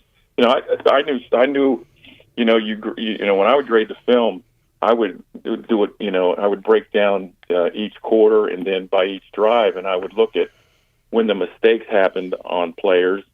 And, sometimes you'd see, okay, middle of the second quarter, all of a sudden this guy's getting 3 MAs, or, his mistakes, or most of his were right before the half or right at the end of a quarter or something. So you're looking at how long did he play?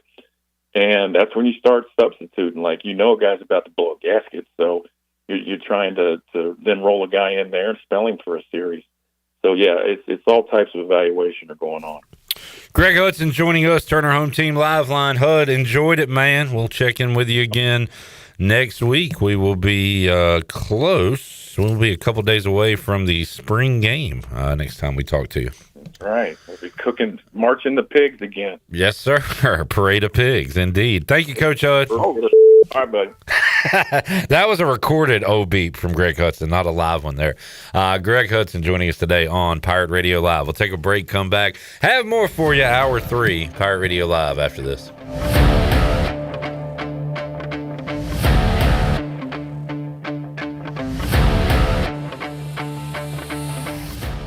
The NU in New Blue stands for Next Up, and with their Next Up mentality, they are staying hungry to go the extra mile just for you, humbly learning through continuous training and a commitment to remain focused on working smart to deliver a new level of service excellence. Next Up means doing the small things right because your home deserves it. Whether it's plumbing, electrical, or HVAC issues, New Blue is next up and ready to help. Visit callnublue.com or call 252-228-5855. New Blue Service Group, redefining service excellence. Go Pirates! Looking for friendly service and hometown convenience? Make a Country Mart in Pitt County. With 2 great locations already serving our community, Country Mart is your one-stop shop for fresh hot food, cold drinks, snacks, fuel, and everyday essentials, all with the fast, friendly service you can count on. And we're growing. A brand new location is coming soon on Highway 11 right across from Aiken-Crifton High School. From breakfast biscuits to afternoon pick-me-ups and the best fuel prices in town, Country Mart keeps Pitt County moving. Country Mart, local, convenient, and always friendly.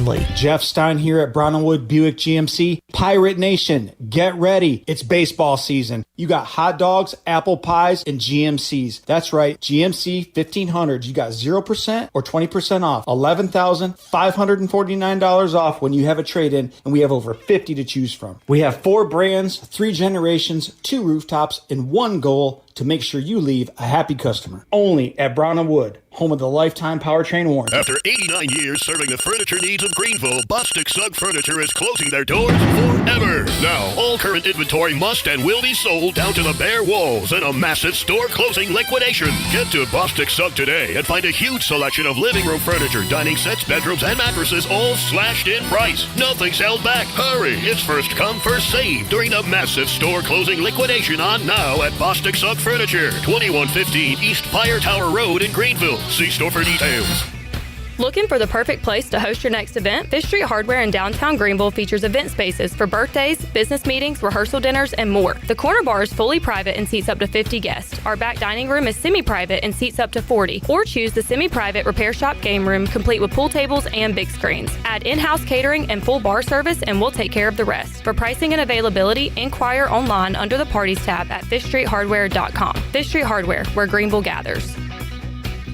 When it comes to building or remodeling your home, every detail matters. Hi, this is Kathy Herring with KDL Construction, and we believe great design begins with careful planning and ends with flawless execution. With open communication and a true partnership mindset, we guide you through every step, turning your vision into reality. Our goal, to deliver more than a building project. We create an experience that is seamless, stress-free, and inspiring. Visit KDLConstructionLLC.com to start your transformation today. KDL Construction, your vision, our craft. A pepperoni pizza for the table. Thank you.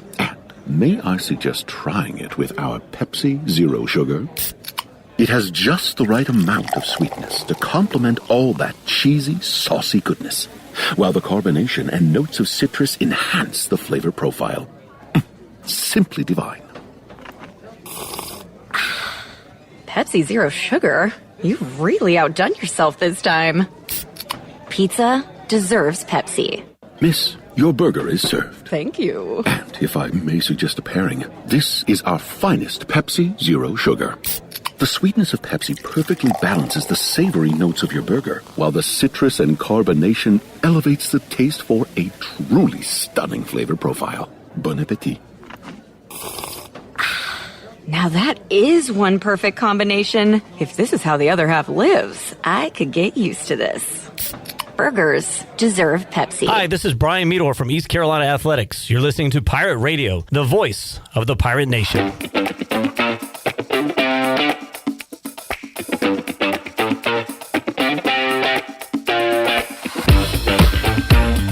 You're listening to Hour 3 of Pirate Radio Live. This hour is brought to you by Carolina Eagle Distributing, celebrating 150 years of Budweiser all year long. This Bud's for you from Carolina Eagle, serving the Pirate Nation since 1989. Now, back to the show. Welcome back. Are you in the market for a member-focused local credit union or making a switch from your existing one? Then explore First Flight Credit Union with branches across eastern North Carolina where all residents are membership eligible. Members experience in-person service, competitive savings and loan rates, everything from automobile, boat, and home loans. First Flight has you covered. Stop by one of their local branches today or visit efirstflight.com. First Flight is insured by the NCUA and an equal housing lender. Now let's head back in to PRL. Here is your host, Clip Brock. Back with you, Pirate Radio Live. We'll do some On This Day in Sports History, brought to you by Ron Ayers Motorsports. We get Avery. Is Zach still here? Is he busy? He's on the phone. He'll join us in a few. All right. Avery, on this day in 2022, he became the NBA scoring champion. On this day in 2023, he won his second straight NBA scoring title. Name that big man. LeBron. Oh, big man. Say the second one again. So 2022 and 23, back-to-back scoring titles. Oh, Jokic. Joel Embiid. Yeah. Who is currently in the hospital. My brother in appendicitis surgery. Do you know golf at all? A little bit. Do you know who won what Spaniard won the 2023 Masters? John Rahm. That is correct. I was thinking Sergio, but I knew it wasn't Sergio. What Spaniard won the 2017 Masters? Sergio Garcia. The worst golfer in the history of ever in terms of time. I mean, that guy takes forever to hit a golf ball. He's a big staller. Oh, yeah. Avery, 2006, this lefty won his second green jacket at Augusta. Phil? Yep, Phil Mickelson is correct. We got some Major League Soccer. We got more Masters.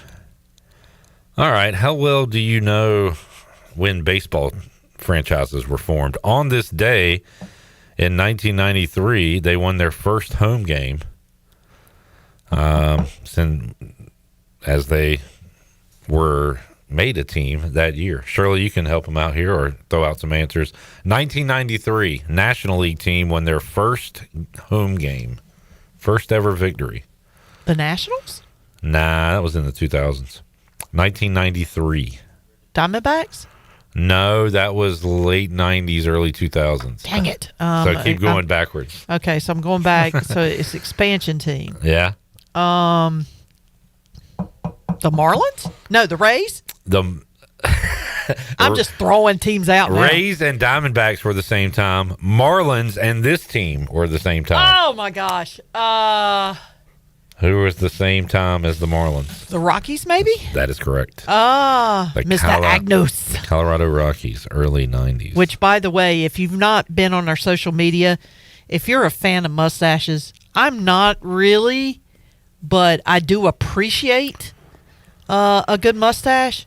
Zach is rocking a stash of stashes. Yeah. Let's just put it that way. Got a lot of good TV time with it yesterday. Oh, yeah. And I texted him. I actually texted him during the game because he was actually pitching, and I didn't think he would look at his phone or anything. So I just sent him a text, and I said, first of all, I sent him a picture of him, and I said, we're back in G Vegas watching you pitch, and I just wanted to let you know your mustache is outstanding, and if you were still here, you would unanimously win Mustache March. And we didn't start watching the game till I think the 7th inning. So we only watched him from the time he started pitching until the end of the game. Right. Literally 10 minutes after the game was over on the television, I get a text from Zach Agnos thanking me for texting him. And he said, oh, I would win Mustache March? Well, there you go. And I just started laughing. But then I thought, how cool is this that, a former Pirate who's now a major leaguer, I randomly send him a text about, his mustache. And after he throws an outing that's the longest of his pro career so far, because he went 3 1/3, and that's the longest he's been out. Yeah, and he shut him down. How cool is that? That he still, doesn't mind talking to the folks that he left behind in North Carolina. He does not forget the little people. No, I said yesterday he's the same dude. You could tell Oh, by yeah, his no interviews question. and everything. Ron Ayers Motorsports, man, motorcycles, ATVs, side-by-sides, trailers, lawnmowers, handheld power equipment, generators, all new and pre-owned. You can all see it all. RonAyersMotorsports.com.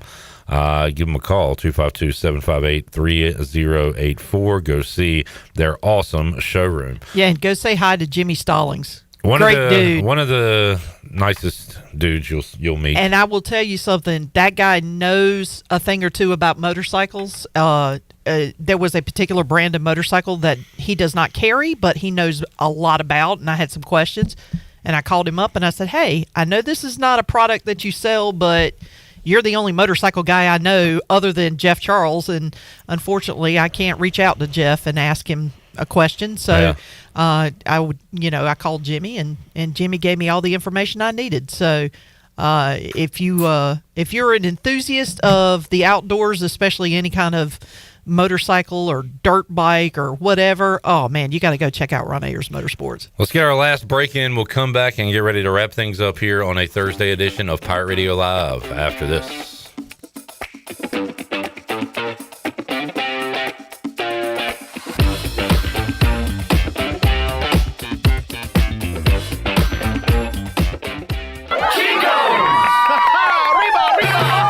Chico's Mexican Restaurant is where the fiesta never ends. Grab your amigos and head to Chico's every Wednesday for shrimp tacos for only $11.99. Plus Wednesdays, all Mexican imports are just $3.49. Thursdays, enjoy your favorite beef, chicken, or vegetable fajitas, also just $11.99. For Mexican food and fun, it's got to be Chico's Mexican Restaurant in downtown Greenville and online at chicosrestaurant.com. Chico's, where the fiesta never ends. Pirate Fest is back, presented by the City of Greenville and the Downtown Greenville Partnership. Come experience all the family fun Saturday, April 25th in downtown Greenville on 1st Street. It's all happening 11 a.m. until 7 p.m. with a variety of food, drinks, and unique vendors. Plus, of course, pirates. And you can enjoy awesome music from September, the top Earth, Wind, and Fire tribute band in the country, and Spare Change. And as always, our entertainment is free. It's legendary. It's award-winning. It's Pirate Fest.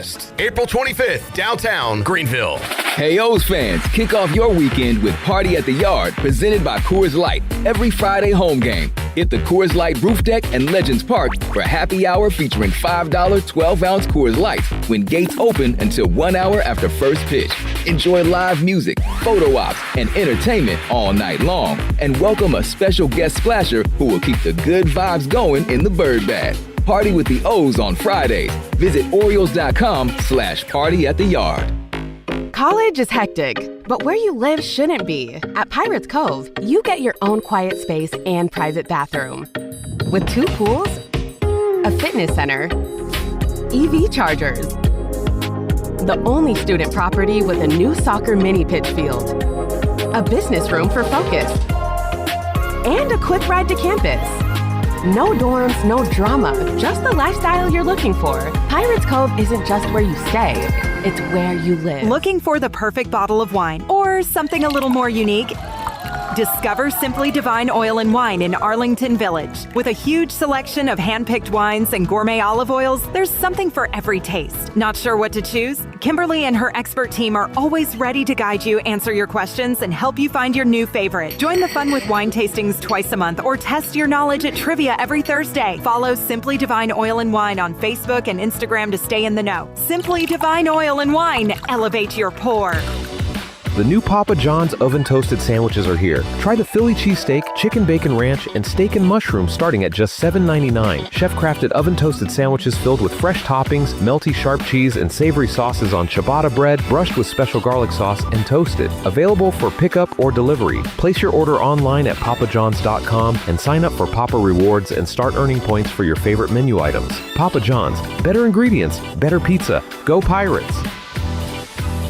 When it comes to protecting your home, don't gamble with just any roofer. Trust the pros at the Boone Group Roofing. Locally owned by Toot Boone, they've been serving all of Eastern North Carolina with honest, high-quality roofing you can count on. They offer no money down, and every job is backed by a 5-year workmanship warranty because your roof should be done right the first time. Don't wait. Call today at 252-714-0021. For a roof that's built to last and service you can trust, the Boone Group Roofing is on top of their game. The Toot Boone Boogie.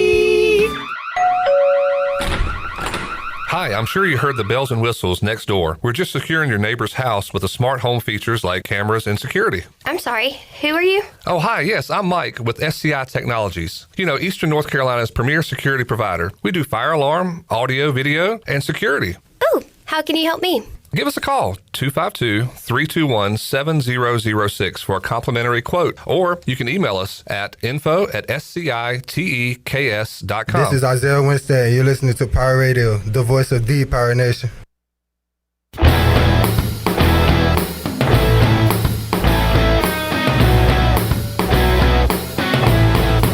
You're listening to Hour 3 of Pirate Radio Live. This hour is brought to you by Carolina Eagle Distributing, celebrating 150 years of Budweiser all year long. This Bud's for you from Carolina Eagle, serving the Pirate Nation since 1989. Now, back to the show. Welcome back. It was another good day for the stock market. The Dow was up 275 points and closed at 48,185. The NASDAQ was ahead 187 and closed out at 22,822. The S&P was up 41 and finished at 6,824. That is your Wells Fargo Advisors Stock Market Report. For a personal look into investing, call Wells Fargo Advisors today at 756-6900 in Greenville. Wells Fargo Advisors, LLC, member SIPC. Now let's head back into PRL. Here is your host, Clip Brock. As we wrap it up, somebody in the chat says thoughts about MJ Williams coming back to Greenville, averaged 10-4, went to Farmville Central. I've heard it. So is he in the portal? Has there been any talk of him returning? I was made aware that he might be entering the transfer portal. This was a couple of weeks ago. And look, any Jag we can get here would be great. I've been screaming for Justin, what's his name? Justin Wright? Yeah, Justin Wright. There were several players that I felt like ECU could have reached out to and possibly, gauge their interest. If he's available, Eastern Kentucky guard MJ Williams entering the transfer portal. Please, yes, bring him here. All right, we're wrapping it up on a Thursday edition of Pirate Radio Live. Appreciate intern Avery, intern Zach, who just in the last 20 minutes got a big boy job back in the western part of the state. Was that Scotty? Okay, no. All right, we're good. Zach, are you gonna be here tomorrow? All right, we'll talk about your job. Congratulations to you, though, sir. And we'll let you know what Zach will be doing as an adult. Shirley, we'll see you 3 o'clock Friday. I will be here as an adult. With your big girl job. Yep. Maybe pantsless, though. And we'll talk to all right. Talk to you fine people coming up Friday, 3 o'clock, all new edition of Pirate Radio Live for the crew. I'm Clip Rock. Jeff Charles, take us home. Have a great night, Eastern Carolina. Thanks for listening to Pirate Radio Live, an